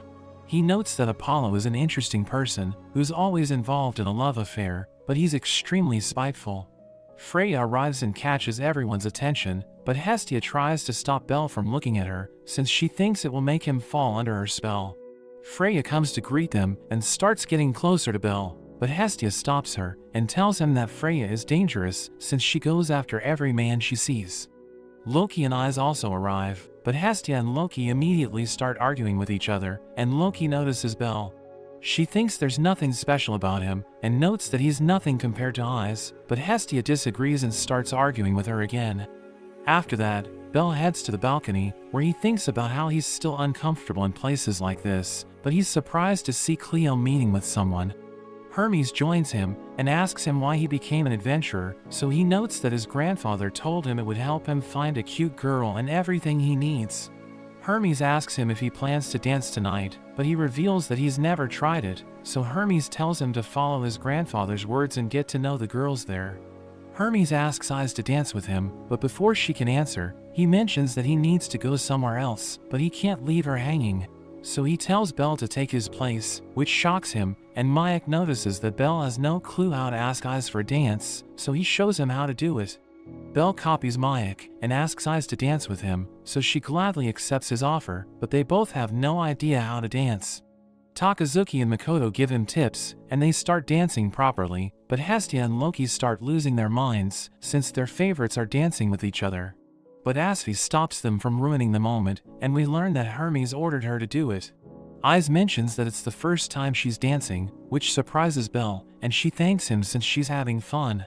Apollo suddenly approaches Bel, so Hestia steps in front of him, and Apollo tells her that their children got into a fight.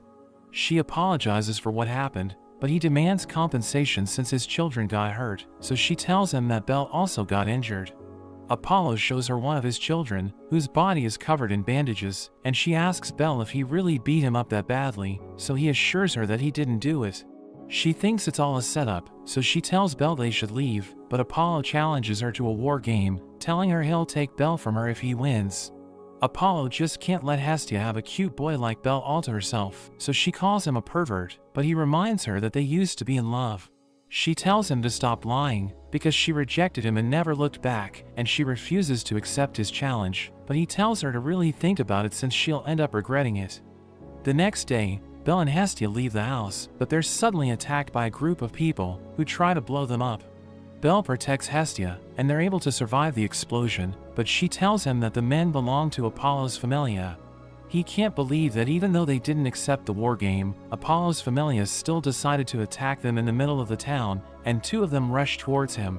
So he defeats them with his knife, and he uses the smoke as a cover to carry Hestia and run away.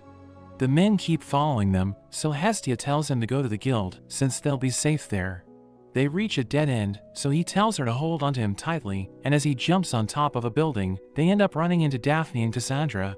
Daphne tells him there's no point in running, because once Apollo sets his eye on a child, he never lets them go, no matter how much they try to get away from him. She reveals that it's the same thing that happened to her and Cassandra, and she advises him to give up, since she doesn't want to hurt someone who's about to join their Familia. He refuses to surrender, so she throws a knife at him, while her companions rush toward him, but he uses his firebolt to blow them away.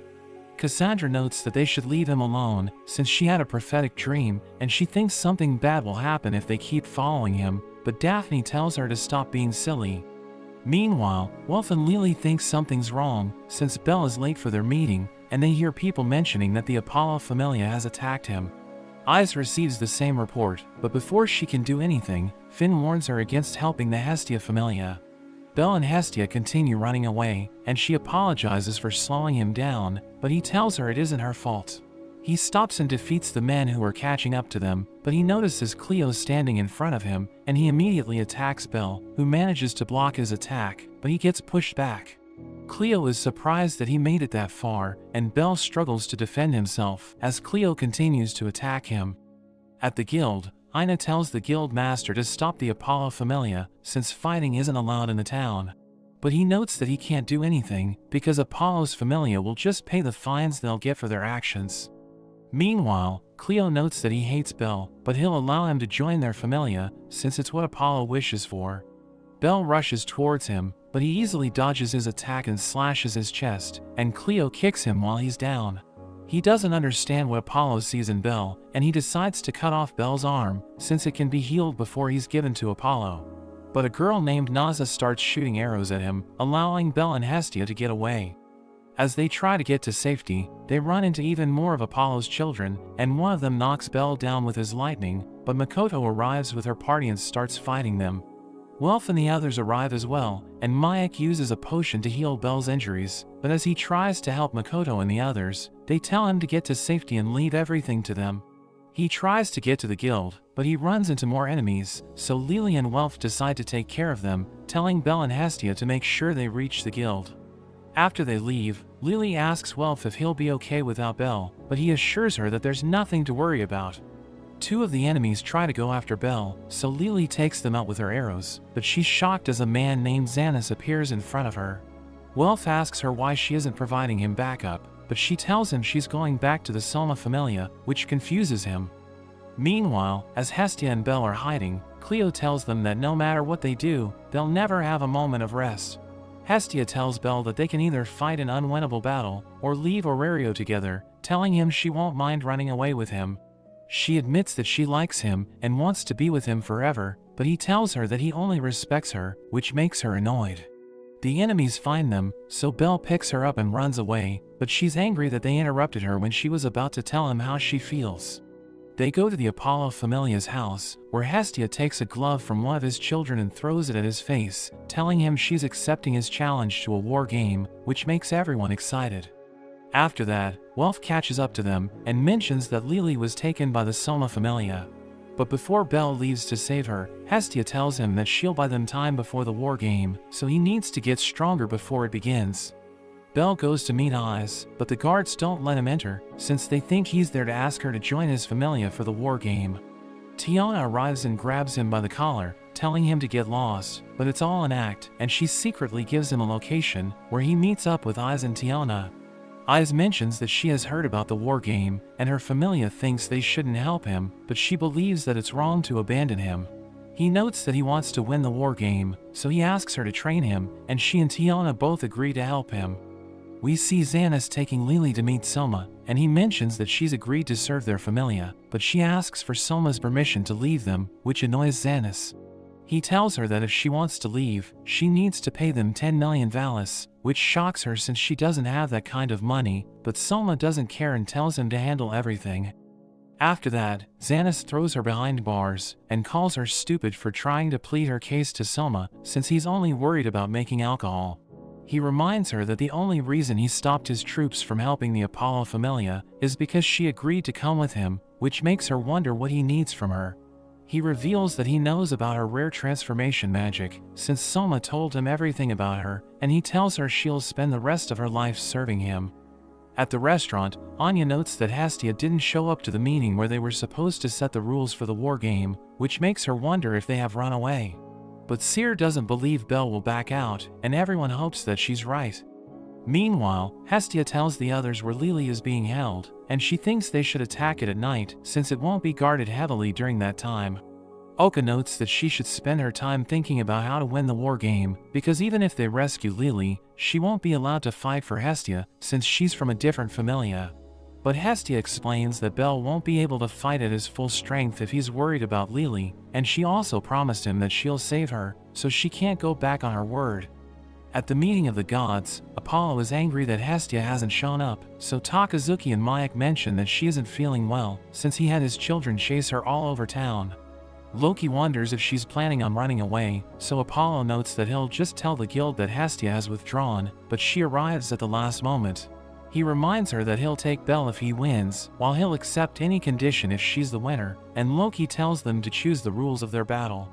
Hestia proposes that they choose one representative from their familia to fight each other, but Apollo rejects the idea, and calls her lazy for only having one member.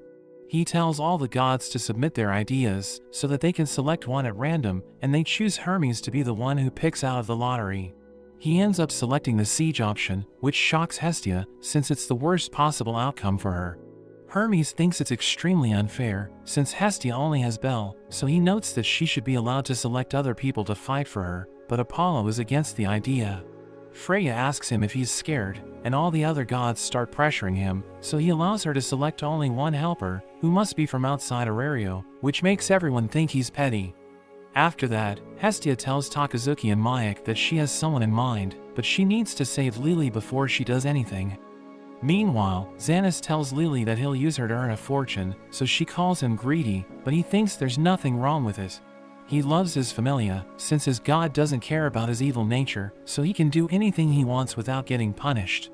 A man named Chandra reports that Hestia is attacking them, and Lily notes that she won't help him if he hurts Hestia. But he threatens to make her drink Selma's wine, which will make her addicted to it, and her addiction will turn her into an obedient slave. After he leaves, Chandra throws the keys to Lily, telling her he doesn't like Xanis, so she can do whatever she likes and he'll act like he didn't see anything. She gets out of jail and sees her friends fighting, so she tells them to leave, but Hestia refuses to go without rescuing her. She tells Lily she accepted the war game against the Apollo Familia, so Belle is working hard to get stronger, but he's only training since he believes that Lily will come back. She can't believe people are depending on someone like her, so she goes to Soma's room and asks him to end the fight, but he refuses to listen to her. He pours her a cup of his wine, and tells her that if she can drink it and say the same things, he'll listen to her request, so she drinks it, but she immediately gets drunk and falls to the ground. She's about to become completely addicted to it, but she remembers Belle, which makes her cry, and she once again asks Soma to end the fight. Xanis arrives and notes that Soma doesn't need to listen to her, but he tells Xanis to be silent, and orders everyone to stop fighting. Xanis can't believe what he's seeing, since Soma never does anything, but he refuses to let Lily get away. He tries to attack her, but Naza shoots an arrow at his foot, while Welf rushes forward and uses his sword to knock him out. Before they go back, Lily asks Soma to let her leave his familia, so he agrees to her request, and Hestia makes her one of her children. He wonders if she's really a child he gave his blessing to, so Hestia mentions that Lily got stronger because he threw her out, and tells him to think about why she changed. Lily thanks everyone for rescuing her, but Mayak reminds her that the war game hasn't even started yet, and she knows that the Apollo Familia is much stronger than they are. The next day, Takazuki is anxious because even though he wants to help Hestia, he can't make that decision on his own, but Makoto arrives and asks for his permission to join Hestia's Familia. Welf asks the same thing from Hephaestus, who reminds him that his goal is to make weapons more powerful than the magic swords, but he thinks he can do it anywhere as long as he's passionate about it. He reminds her that she was the one who taught him that, and she wonders why he's willing to go that far, so he mentions that it's because of his friends. We see Hermes asking Rhea to help Hestia and Belle, since she's the only one who meets the requirements Apollo set, and he assures her that he'll make sure no one finds out who she is. Meanwhile, Belle is training with Eyes, but he still can't land a hit on her, and she tells him that fighting humans is completely different from hunting monsters. She notes that monsters are always serious, but humans will see the way he's fighting and react to it. So when someone thinks they've found an opening, it becomes easy to predict their next move, and she tells Belle that it's the reason why she can counter his attacks. After Belle returns from his training, Hestia sees him off to the war game, and as he's going through the city on a carriage, Cyr runs after him and gives him a good luck charm. Meanwhile, we see Cleo in the castle that has been chosen for the game, but he finds it boring that he needs to wait for the enemy to attack them. Cassandra tells Daphne about another one of her dreams, where she saw that the castle will fall, but Daphne isn't worried about it. She mentions that they can win the game by protecting their commander Cleo for 3 days, or by defeating the enemy commander. She thinks there's no way they can lose with such rules, but Cassandra still thinks they're all doomed. The next day, all the gods meet up to watch the war game, and Loki sees that everyone in the city is excited. So Hephaestus mentions that the war games are like an industry in Aurario, but she's sure that the children who were selected to fight hate it. Apollo arrives and asks Hestia if she has said her goodbyes to Belle, because after he wins, he plans to make her leave Earth. Asphi tells Hermes that the game is about to begin, so he uses his powers to start a live broadcast, which everyone in the city watches. At the castle, the Apollo Familia members think that since they have 3 days, the enemy won't attack them immediately, but they're surprised to see Rhea rushing towards them. She hits the castle with a wind blast, and the archers try to shoot her down, but she uses a magic sword to attack with fire. Apollo thinks their strategy is decent, but notes that he has 100 soldiers, while Hestia only has 5, so he thinks she doesn't stand a chance. Rhea keeps blasting the castle walls with her flames, so a boy named Luon tells the other members that Cleo is ordering 50 of them to go out and defeat her. They're surprised because it's half of their forces, but he notes that if fewer people went out to fight her, they would easily be defeated. As they go outside, Rhea hits them with her fire slash, but her magic sword reaches its limit, and it finally turns to dust. She uses her other sword to attack them with her lightning, but it also crumbles to pieces, and she takes out her wooden sword to fight them. One of them, named Lissos, notices that she's an elf, and he's annoyed that she's using magic swords, because it's what destroyed their village. But she explains that she doesn't care about it, as long as she can use it to help her friends. He tries to attack her, but she easily defeats him, so everyone becomes afraid of her, but they still try to attack. While everyone's distracted by Ryu, Makoto quickly gets inside the castle, where the archers try to shoot her down, but she blocks all of their arrows. She keeps moving forward, and as she comes across even more enemies, she uses her gravity spell to push them to the ground, which impresses everyone watching the fight. Hermes is surprised by how fast the Apollo Familia is reacting, which means someone must be telling them everything. But he mentions that even though information is key during a battle, it can also lead to defeat if it isn't true. Apollo is surprised to see Luon opening the gate, allowing Belle and Welf to enter, and we learn that Lily disguised herself to infiltrate the castle, while the real Luon was kidnapped by Mayak. Daphne realizes that the enemy has entered the castle, so she tells everyone to prepare for battle, and Belle appears in front of them. So the mages prepare to attack him, but Welf uses his skill to destroy all of their spells, and Belle manages to get past them. Daphne tries to go after him, but Welf stops her and challenges her to fight him. Meanwhile, Cassandra begs Cleo to escape, but he pushes her away, telling everyone to defeat Belle. but he orders them to make sure they don't kill him since he wants to be the one to finish him off. We see Bell thinking about how he only made it that far because of his friends, and it's time for him to make sure their efforts aren't in vain. He uses his firebolt to destroy the ground of Cleo's room, and it blows up everything around him. Bell charges at Cleo, who tries to counter with his sword, but Bell dodges and breaks it in half. Cleo can't believe how much faster he has become, since he was nowhere near that level the last time they met, and he tries to hit Cleo again. But Cassandra suddenly grabs him, so Cleo uses the chance to throw a ring of light at him. He manages to dodge it, but it keeps following him, so he tries to stop it by burning it with his firebolt, but it hits him and blows him up. Everyone thinks the fight is over, but Bell stands up even though he's badly injured, and Cleo is amazed that he was able to survive his attack.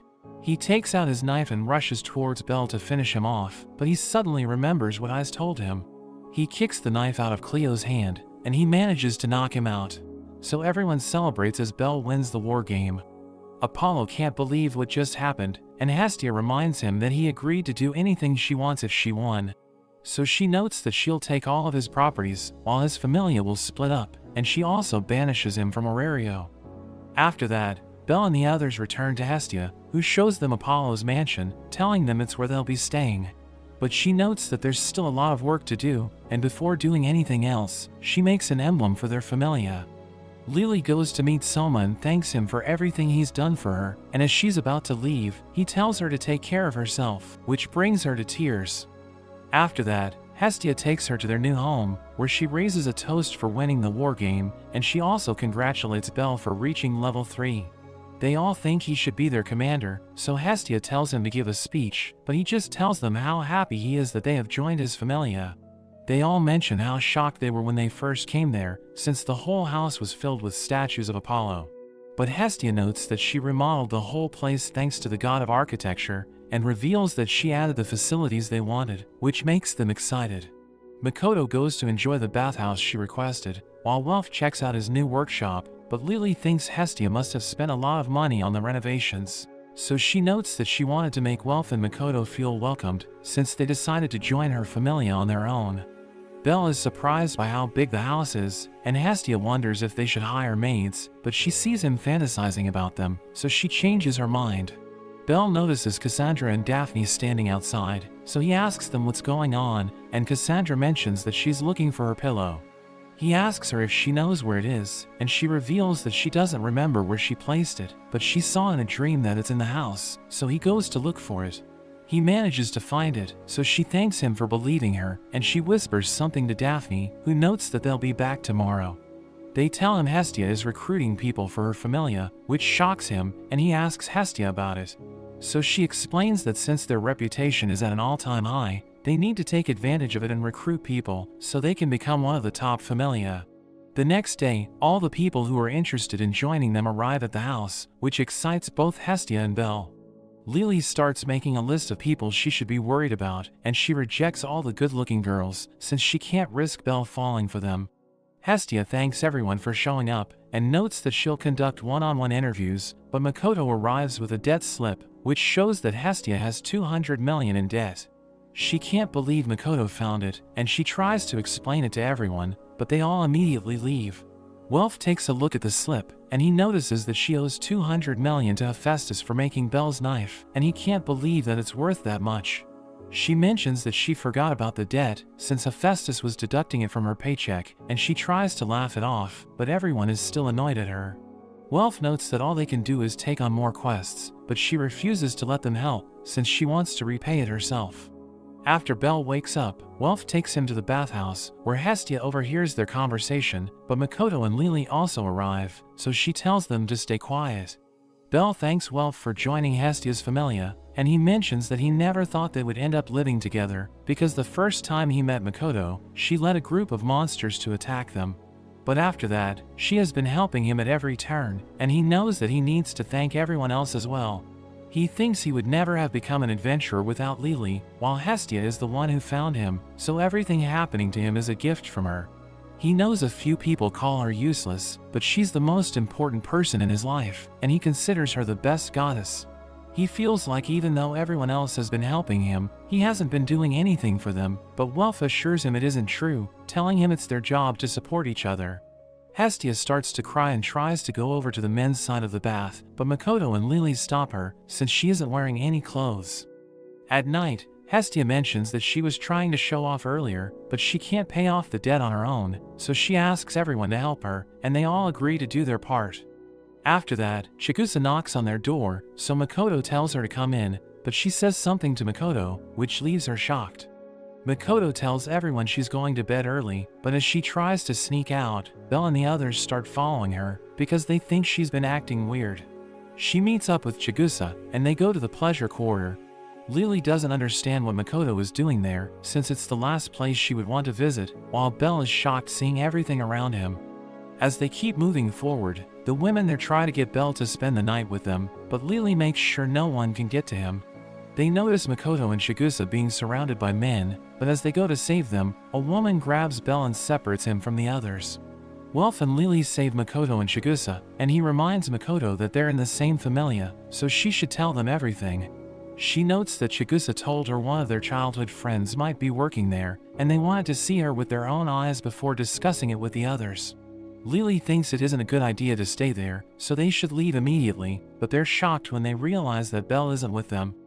We see that he's lost, and he starts walking around, but he's surprised as he runs into Hermes, who makes him promise never to tell anyone that he saw him there.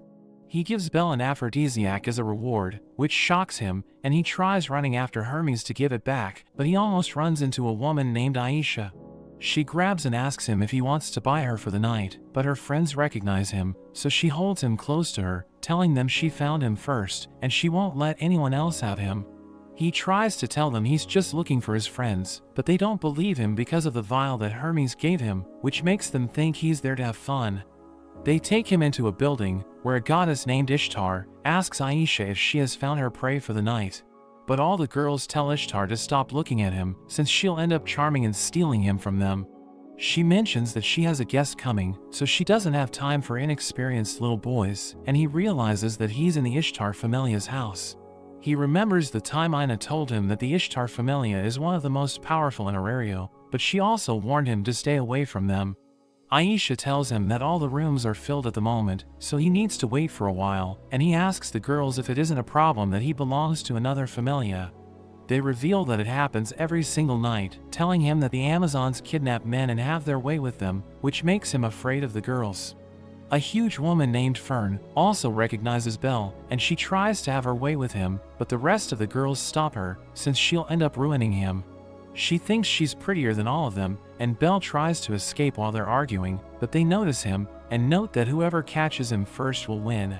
He tells himself to make sure he doesn't get caught, or else he'll never return to his normal self, and he goes into a random room, where a girl named Haruhime welcomes him, thinking he's a customer. She takes him to a bed, so he tries to stop her, but they both end up falling down.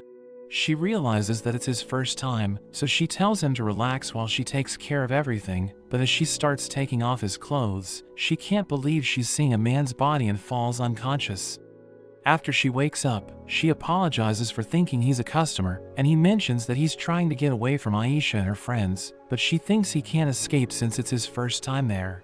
She offers to show him a shortcut at dawn, but in exchange, she tells him to talk with her until it's time for him to go. She reveals that she's from the Far East, and after her family disowned her, she was bought by the Ishtar Familia, but she always wanted to come to Aurario, since she's heard stories about it. We see Hermes delivering a box to Ishtar, who tells him to make sure no one knows about it, and he asks her what she plans on doing with it, so she notes that she'll just show him something interesting. She asks him if he has any more useful information, but he has nothing to tell her, so she takes off her clothes and turns off the lights. Meanwhile, Belle and Haruhime keep talking about the hero stories, and she wishes that a hero would come and take her away, but she knows that she doesn't deserve it.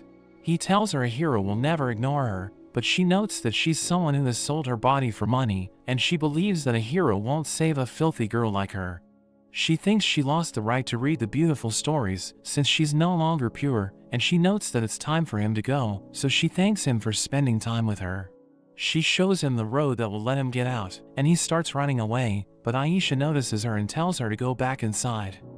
As everyone returns home, Hestia can't believe Belle spent a whole night in the pleasure quarter, and she thinks he must have done something wrong since she found the potion that Hermes gave him. But since he promised Hermes he wouldn't tell anyone about him, he just assures her that he didn't do anything.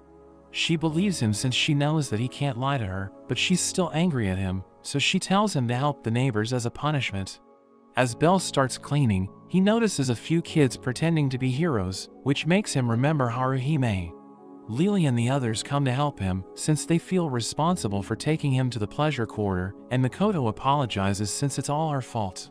Belle asks her what she was doing there, so she explains that she was trying to find her friend, and he asks her if she's referring to Haruhime. She's sad to learn that Haruhime is really working in such a place, but Lily tells Belle that he shouldn't get any ideas about saving her, since it would put a burden on Hestia. Welf tells her she doesn't need to act like a villain, which makes her embarrassed, but he and Makoto also agree with her. We see Hermes begging Mia to deliver a message to Freya, since it's a life and death situation for Belle, and he tells her that Belle has caught Ishtar's eye. Seer overhears their conversation, and asks him if he was the one who sent Belle to the pleasure quarter, so he assures her that he did no such thing. Meanwhile, Belle goes to meet Ina, who notices that something's wrong with him, so he tells her everything that happened. She's shocked to learn about it, and yells at him to never go to such a place, but he asks her about the Ishtar Familia. So she reveals that they're high-ranked in both financial status and dungeon accomplishments, since most of the Amazons that fight are at least at level 3. Their captain Fern is a level 5 rank 1 adventurer, and Ina reveals that she almost beat Eyes, which shocks him, but she notes that it was a long time ago when Fern was much stronger. He asks her if she knows Aisha and Haruhime, and she reveals that she has heard about Aisha, but she has no idea who Haruhime is.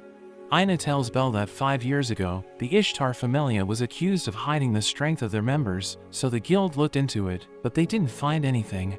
So Ishtar made sure her accusers were penalized, which led to a lot of familias being destroyed. She also made the guild pay a fine, and after that, the guild was put in a bad position, so they no longer had control over what happened in the pleasure quarter. He realizes that the Ishtar Familia is dangerous, and she tells him to stay away from them, since they're a lot scarier than they look. After Belle leaves, he goes to a library, where he reads a book about a hero who lost his dignity because of a woman of the night. But he regained his honor by eliminating her, which makes him remember what Haruhime said to him. In the pleasure quarter, Aisha notices that something's wrong with Haruhime, but she notes that she was just having a dream that will never come true. Aisha gives her candy from the Far East, so she thanks Aisha for always being kind to her, but she tells Haruhime she doesn't need to thank her for every small thing. Makoto suddenly appears in front of her and tries to talk to her, but Haruhime acts like she doesn't know Makoto. The next day, Makoto tells Belle what happened, and he asks her what Haruhime was like when they lived in the Far East, so she mentions that Haruhime is the reason she received Takazuki's divine blessing. She notes that she used to live with Chigusa and Oka in a shrine, while Haruhime lived in a mansion since she was a noble, and the first thing she ever asked her father was to give food to the shrine. It led to their first meeting, but she always looked lonely, so Takazuki decided to help her. Makoto also wished to remove her loneliness, so they started sneaking into her mansion to break her out every night, and she was happy to see that Haruhime was finally smiling. After that, they came to Aurario to make money, so they could send it back to the shrine, but Makoto heard a rumor that Haruhime was deceived by someone and sold to a slave trader. She starts to cry, since she wants to save Haruhime, so Belle decides to help her. They see Hermes listening to their conversation, so they tell him about Haruhime, and he advises them against breaking her out, because it will lead to a war. He explains that since she's a night worker, they can just buy her, but he mentions that it might be difficult if she's a fighter, since the Ishtar Familia won't let her go so easily. But Belle notes that she's a non-combatant, so Hermes tells them they can buy her for 2 to 3 million Valis. He asks them to tell them more about her, so that he can ask Ishtar about it, but he's surprised when they mention that she's a Renard. He reveals that when he ran into Belle, he was delivering an item called the Killing Stone to Ishtar, but he refuses to tell them anything else. We see Ishtar telling her Familia members to kidnap Belle, and notes that even though Freya is interested in him, she never does anything. Ishtar tells Fern not to taste him, or else he'll become useless, and notes that the girls can do whatever they like after she's finished with him. She reminds them that the full moon is coming, so they'll perform the killing stone ritual, and she notes that they'll declare war on Freya when it's over. Ishtar thinks it's easier to provoke her if they have Bel with them, but tells the girls not to capture him in public, since she doesn't want the Freya Familia to find out about it. Meanwhile, Bel and the others are busy defeating monsters in the dungeon, and Lily warns them that the pantry up ahead is full of starving monsters, but Makoto doesn't care. Welf notes that even though he was harsh on Bel earlier, he'll stand by him till the end, and Lily still doesn't agree with their plan, but she isn't against making money in the dungeon.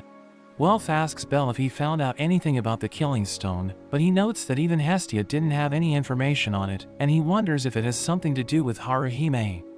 We see that Fern and the others are also in the dungeon, and they think it's the perfect place to kidnap Bel, because no one will see them there. Bel and the others arrive at the pantry, but they're surprised by the number of monsters, and Lily tells everyone to stay together. Aisha suddenly pulls Bel away, and she starts attacking him, so he blocks her attacks, but she still manages to knock him down. Makoto suddenly comes to his rescue, but Aisha blows her away, and he tries to attack her, but she sends him flying into a wall. He dodges her attack and tries to counter, but she grabs onto him and drags his body across the wall. As he's lying on the ground, Fern arrives and knocks him out, while Haruhime falls to her knees after seeing him. As Bel wakes up, he finds himself being held captive, and he screams as he sees Fern approaching. We see Aisha telling everyone to find out where Fern is hiding Bel, but Haruhime overhears her, so she goes to see Makoto and gives her the keys to her cell. Bel tries to break free, but Fern licks his face and tells him that no one is coming to save him. She suddenly grabs him below the belt, but she's disappointed, so she goes to bring him medicine that will make him fall for her. After she leaves, Haruhime arrives and frees him, so he cries and hugs her, because he was scared for his life.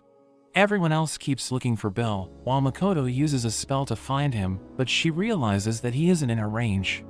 Meanwhile, as Fern returns to the room, she's angry that Bel is no longer there, and she knows that Haruhime is the one who set him free.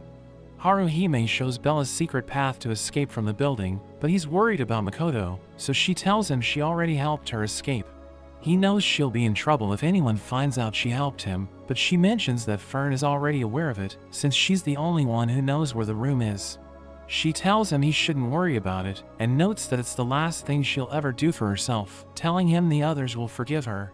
He tells her they're planning to buy her, which makes her cry, and she's glad there are people who care about her, so she has no more regrets. Meanwhile, Lily tells everyone that she saw Amazons at the spot where Bel and Makoto went missing, and Chigusa thinks they were kidnapped since the girls didn't want them to buy Haruhime. But Lily can't imagine why a big familia like Ishtar would try to protect such a minor member, and Hestia remembers Bel asking her about the killing stone, which shocks Takazuki. He notes that it's a forbidden magic item used to seal the soul of a Renard, and mentions that it allows its user to use powerful Renard magic called Jujutsu. He adds that the stone is even stronger than a magic sword, since even its single fragment has power, and he tells them that after a Renard's soul is sealed, the killing stone breaks into pieces. But he explains that it can never be restored, so the soul is also lost, and he reveals that a ritual must be performed during the full moon to use it, which means everything will go down tonight. We see Haruhime telling Bel to run away after she takes him outside, and he's worried that something might happen to her. But she explains that she can't escape, since she's wearing a choker that gives her location to Ishtar. Makoto joins them, and we learn that she found out what the killing stone is for, so she calls Haruhime an idiot, and tries to tell her not to sacrifice herself, but Aisha suddenly takes her away. Bel asks her what they're after, so she reveals that they plan on starting a war with Freya's Familia, and she knows that they can win thanks to Haruhime. But Bel doesn't understand how she can help them win, so Aisha reveals that she has the power to boost their level, and she's about to be sacrificed to make everyone stronger. Bel can't believe what he's hearing, and he asks her if they don't think it's wrong to use Haruhime like a tool. But Aisha warns him that if he tries to take her away, they won't hesitate to start a war with his Familia.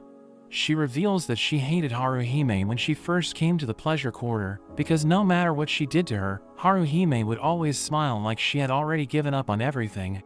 Aisha got so annoyed that she broke a precious stone to vent her frustration, but it ended with her getting beaten up by Fern, while Ishtar took advantage of her injured body. So after that, Aisha has never been able to defy anything Ishtar tells her, and she asks Bel why he isn't trying to get Haruhime back from her.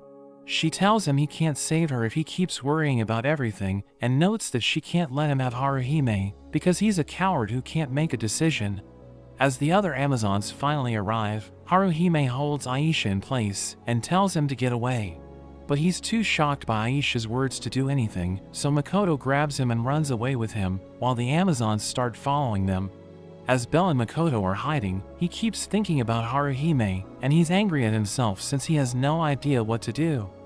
Meanwhile, Hestia and the others try to reach them, but the guards don't let them in, because they're closed for the day. They realize that all of the entrances have been blocked, and it seems like instead of keeping people out, they're trying to make sure no one can escape. We see Fern yelling at everyone else, since they haven't found Bel, so Aisha reminds her that it's her fault for disobeying Ishtar's order. But Fern mentions that everything would have been okay if Haruhime hadn't interfered, and a girl named Samira tells them to calm down. She notes that they can just give Bel to Ishtar after the ritual is over, because he isn't strong enough to stop them, and she thinks they should just let him run for now. Meanwhile, Bel thinks about when Haruhime told him that a hero will never save someone like her, and he's annoyed since he thinks it isn't true, but he's surprised to see that his hand is glowing. Makoto returns after checking their surroundings, and she mentions that all of their pursuers have gone back, so it's the perfect time for them to escape, but he plans to save Haruhime instead.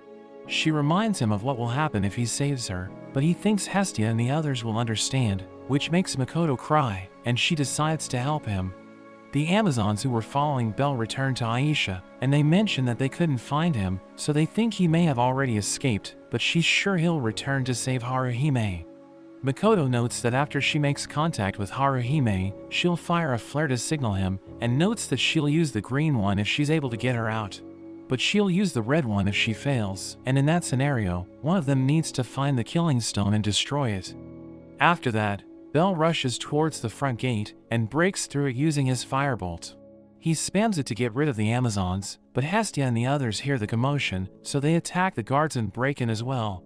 While everyone is distracted by Bel, Makoto holds a needle to one of the Amazons, and after she gets Haruhime's location, she knocks her out. Fern tells everyone that Bel has returned, so Samira needs to start the ritual, and she takes Aisha with her to fight him. Bel keeps running around their home, and he attacks everyone he sees with his firebolt, but he ends up running into Fern, who starts throwing her axes at him. He tries to hit her with his firebolt, but it has no effect on her, and she sends him flying through a door. The Amazons are about to attack him, but Ishtar tells them to stop, and orders them to go to the ritual site. Bel asks her why Haruhime needs to die, which makes her laugh, since she didn't think he would have the courage to talk about another woman in her presence. She notes that she'll use Haruhime to rank up all of her children, so that they can defeat Freya's familia, and Ishtar reveals that she hates Freya, since all the men think she's the most beautiful woman. Bel wonders why she trained Haruhime if she planned to sacrifice her from the beginning, but she doesn't think there's anything wrong with it, and tells him she doesn't have time to argue with him. One of her men named Tammuz holds Bel to the ground, and she mentions that he's at level 4, so Bel won't be able to get away from him. She takes off her clothes, which makes him embarrassed, and he tries to look away, but Tammuz forces him to look at her. He still closes his eyes and tells her to put on her clothes, which confuses her, since he should have already been charmed by her. She takes a look at his back, and she's shocked to see the skill that crystallizes emotions, which means divine charms won't work on him. He gets away from Tammuz, and she tells him to make sure Bel doesn't escape, so Tammuz runs after him. Meanwhile, as Haruhime is being taken to the ritual site, Makoto comes to her rescue, but Haruhime reminds her that if she tries to save her, it will lead to another war. She doesn't understand why Haruhime has already given up, and Makoto notes that if she just asks Bel for help, he'll never let her go. She starts to cry, and notes that she's someone who has sold her body to men she doesn't even like, so she can't forgive herself for it, and thinks she has no right to ask anyone for help. A group of Amazons arrive, and one of them hits Makoto with her blade, so she jumps off the tower to escape, and fires the red flare to let Bel know that she failed. They finally start the ritual, and as Samira is about to stab Haruhime, Makoto once again comes to her rescue. She tells Makoto to leave, but she refuses to go back without Haruhime, so Samira decides to take care of her. She rushes towards Makoto and starts beating her up, and she's surprised by how strong Samira is, since she wasn't expecting a level 3 to be so powerful. A girl reports to Fern that Belle has escaped, so she yells at him to come out, or else his friend will be killed, but Makoto tells him to stay hidden. Samira shows Makoto that the ritual has already started, which makes her remember the time Takazuki told her that ninjas don't play fair, but they're always loyal. He knows that it isn't her style, but thinks she can still become the greatest ninja if she has something to protect. She grabs onto Samira, who starts beating her up, but Makoto refuses to let go, and Samira is shocked as Makoto's body starts glowing. She discharges her magic, which blows everyone away, and as she falls down the tower, she yells at Belle to save Haruhime. He finally shows himself, so Fern orders one of the girls to eliminate Haruhime, but he manages to disarm her, and shatters the killing stone into pieces. Meanwhile, Ishtar is shocked to see that the pleasure quarter is on fire, because Freya's familia has launched an attack, and Freya tells everyone to do their jobs, while she leaves to talk with Ishtar. At the ritual site, Belle tells the Amazons to let Haruhime go, since the killing stone has been destroyed, but Fern notes that they'll just find another stone. Haruhime tells him to leave, since she doesn't want to be a burden on anyone, but he thinks the heroes they believe in would never abandon her. She starts to cry, and notes that she's a filthy person who doesn't deserve to be saved, but he tells her she has done nothing she should be embarrassed about. He explains that a person should only feel ashamed when they don't have the will to take action, and notes that she never tells him what she truly wants. But Fern hits the ground to blow him away, and tells Haruhime to boost her level. She starts using her spell, but instead of applying it to Fern, she uses it on Belle and tells him to save her, since she doesn't want to die. Fern hits her in anger, so Belle starts attacking her, but she notes that increasing his level won't help him, and they appear to be evenly matched. The other girls are distracted by what's going on in the city, so Aisha tells them to run away, since they've been attacked by Freya, and she knows that they can't win without the killing stone. We see Freya's familia members telling Ada they won't help Belle, but he doesn't care as long as they cut off Ishtar's escape route. As they keep moving forward, he sees Makoto lying on the ground, so he uses a healing potion on her. Meanwhile, Hestia and the others are surprised since they haven't run into anyone, but a girl suddenly attacks them. She knocks Welf down, but before she can finish him off, a man named Alan, who belongs to the Freya familia, stabs her with his spear and tells Welf to get lost. At the ritual site, Belle and Fern keep fighting each other, and as she blows him away, she notes that Haruhime will forever be with them, but he mentions that she isn't a tool. He grabs a sword and uses it to scratch her face, which makes her lose her mind, and she tries to crush him with her axe. He manages to dodge it, but it shatters the ground, and he rushes towards her, so she tries to block his attack, but she ends up falling down as the floor collapses. As Fern gets out of the debris, she notices that the city is on fire, and she's shocked as Ada appears in front of her. She tries to attack him, but he crushes her hand, so she begs him to spare her life. She offers her body to him, telling him she's just as beautiful as Freya, but he becomes furious at the comparison to his goddess, and he crushes her head. Meanwhile, as Makoto wakes up, she sees that she's being carried by Takazuki, and they tell her they still haven't found Belle, so she tells them to go to the Hanging Garden. At the ritual site, Aisha tells Belle that she can't just let him take Haruhime, because leaving a familia comes with a price. She notes that even if he can save her, another familia will hear about her powers, and he'll end up going through everything he's experiencing once again, but he doesn't care. As they prepare to fight, Belle waits until the level boost spell runs out to attack her, and she thinks he's stupid, but she still likes his character. We see Ishtar trying to escape, but she runs into Freya, so she tells the Amazons to attack her, but Freya instantly charms them. Ishtar is shocked seeing this, and she apologizes for kidnapping Belle, but Freya notes that she can't forgive her for her actions, since she won't let anyone have him. Hermes looks at the burning city with Asfi, and he thinks it's all his fault, since he was the one who told Ishtar about Belle, but he never thought it would lead to such a conclusion. Asfi asks him what his goal is, so he notes that he'll accomplish what even Zeus failed to do, by making Belle the last hero. Belle continues fighting Aisha, who mentions that people like him make her blood run hot, and she manages to slash his face, but he almost lands a hit on her as well. They both use their spells on their swords, and as she takes a swing, the shockwave from her attack almost blows him away. But he manages to block it, and both of their swords are broken into pieces. They charge at each other, but Bel covers his fist with his firebolt, and he manages to blow her away. Meanwhile, Ishtar keeps running away from Freya, and she runs into a dead end, but she notices Tama is sneaking up on Freya, so she tries to distract her. She tells Freya that divine charms don't work on Bel, but it makes her want him even more, and Tama lunges at her, but she instantly charms him as well. Ishtar can't believe she charmed her man, and she wonders if Freya is really more beautiful than her, but she notes the difference between the two of them is elegance. Ishtar starts to lose it, and tries to attack Freya, but she slaps her and pushes her off the building. A pillar of light appears, and Hestia tells everyone that Ishtar is being summoned back to heaven, so she'll never be able to return to Earth. Bel is surprised to see the light, and he notices that Freya is watching him, but she just tells him something and leaves. As Haruhime wakes up, Bel notes that he came to save her, and breaks the choker on her neck. She calls him her hero, and Hestia arrives with the others, while Makoto mentions that she's glad Haruhime is okay. We see the god Ares, who leads an army from the kingdom of Rakia to attack Arario, but Gareth from the Loki Familia smashes the ground, which creates a shockwave that blasts them away. Meanwhile, Aisha says goodbye to Haruhime, who thanks her for everything she's done, but she tells Haruhime to stop saying such things, because it's making her feel sad.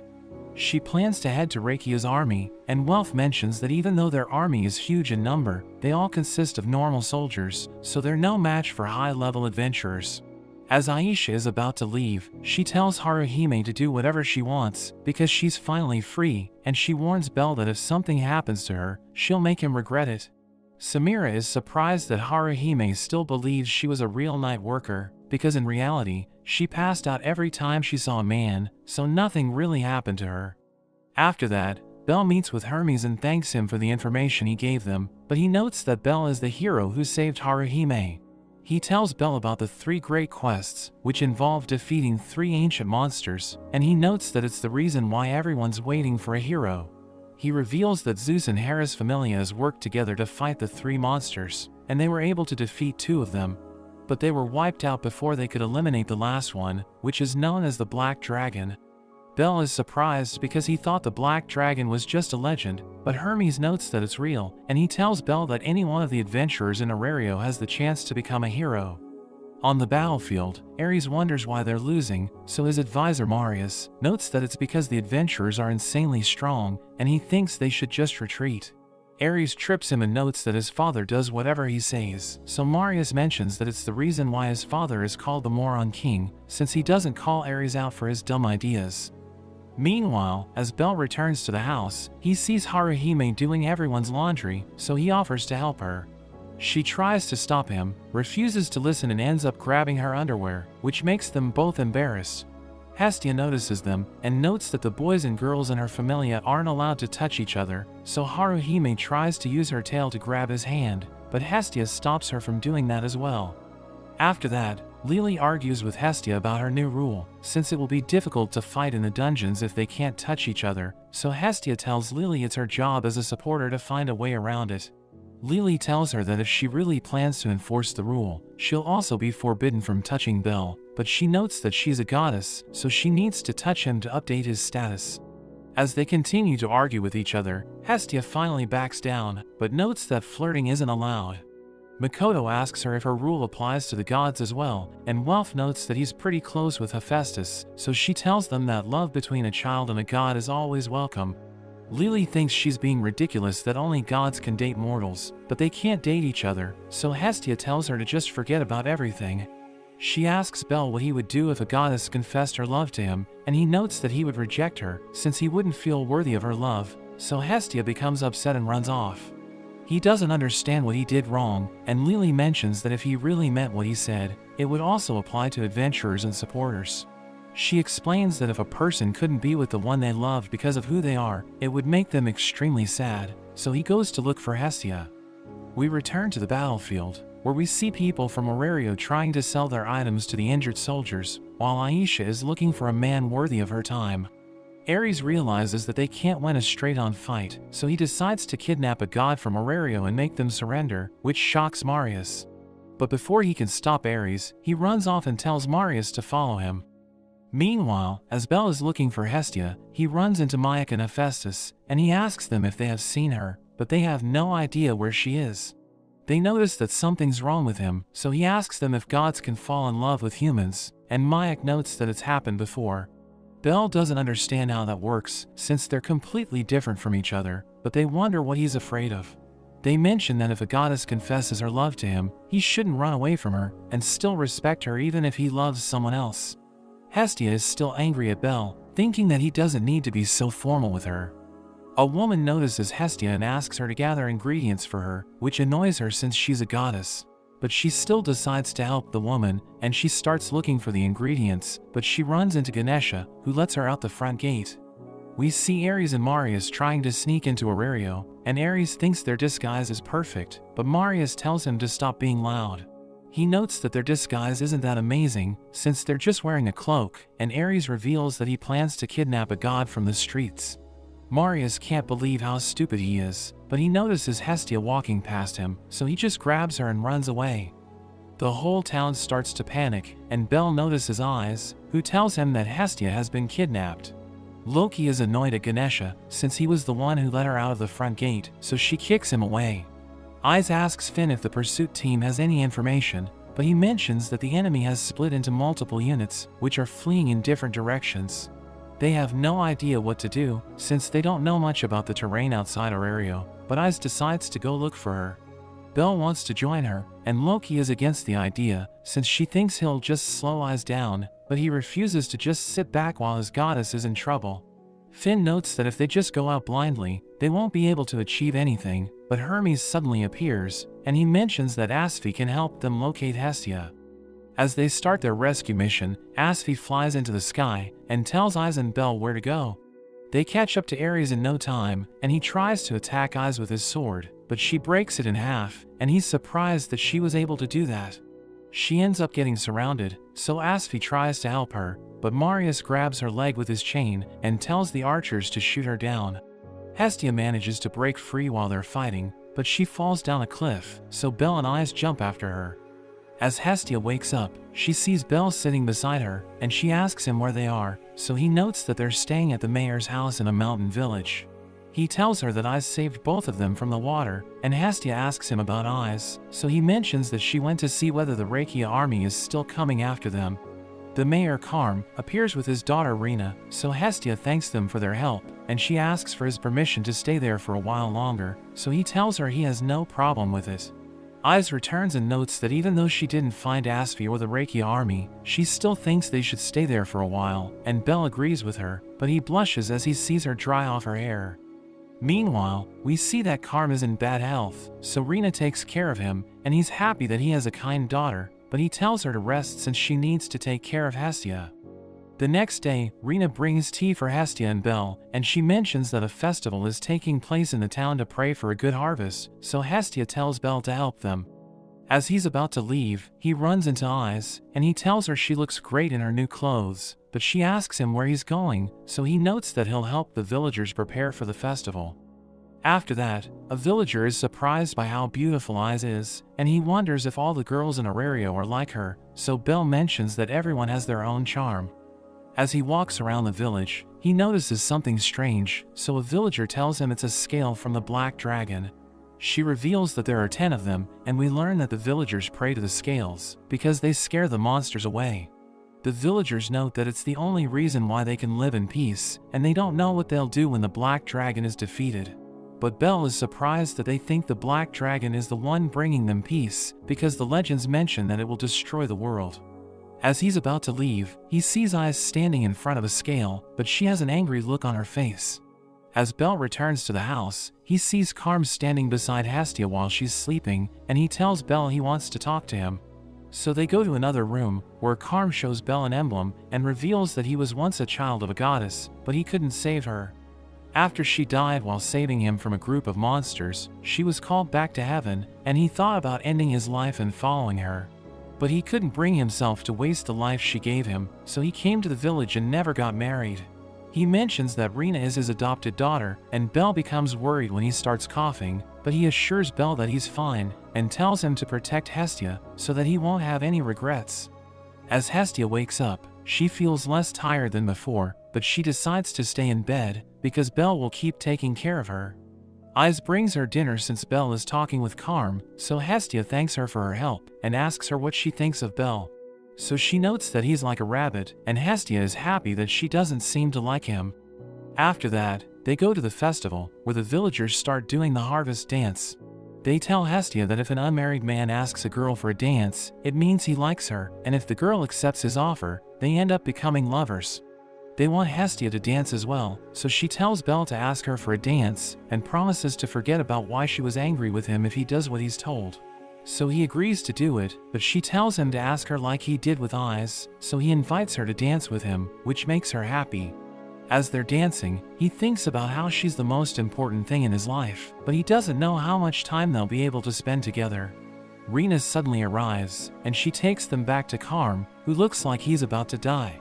As he looks at Hestia, he remembers his goddess Brigid, which surprises her, because they used to be best friends. He's worried that he won't be able to see Brigid after he goes to heaven, so Hestia assures him that she'll find him, and he starts crying since he sees Brigid in her.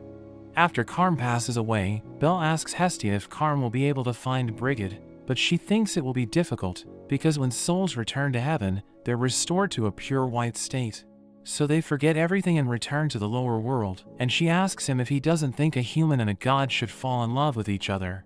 So he notes that humans have a limited lifespan, while gods live forever, and he doesn't want them to deal with the pain of losing someone they love. She tells him he doesn't need to think about it, because no matter how old he gets, she'll always be with him, which makes him cry. She notes that even if death tears them apart, she will still find him no matter how long it takes, so he doesn't need to be afraid of falling in love with her. The next day, they visit Carm's grave, and they decide to leave the village. But Belle wants to return when he has the chance, and Eyes tells him to bring her as well, but Hestia gets jealous and tells her to stay away from him. But that's where this video ends. Remember to like and subscribe to the channel. Thanks for watching, and I'll see you next time.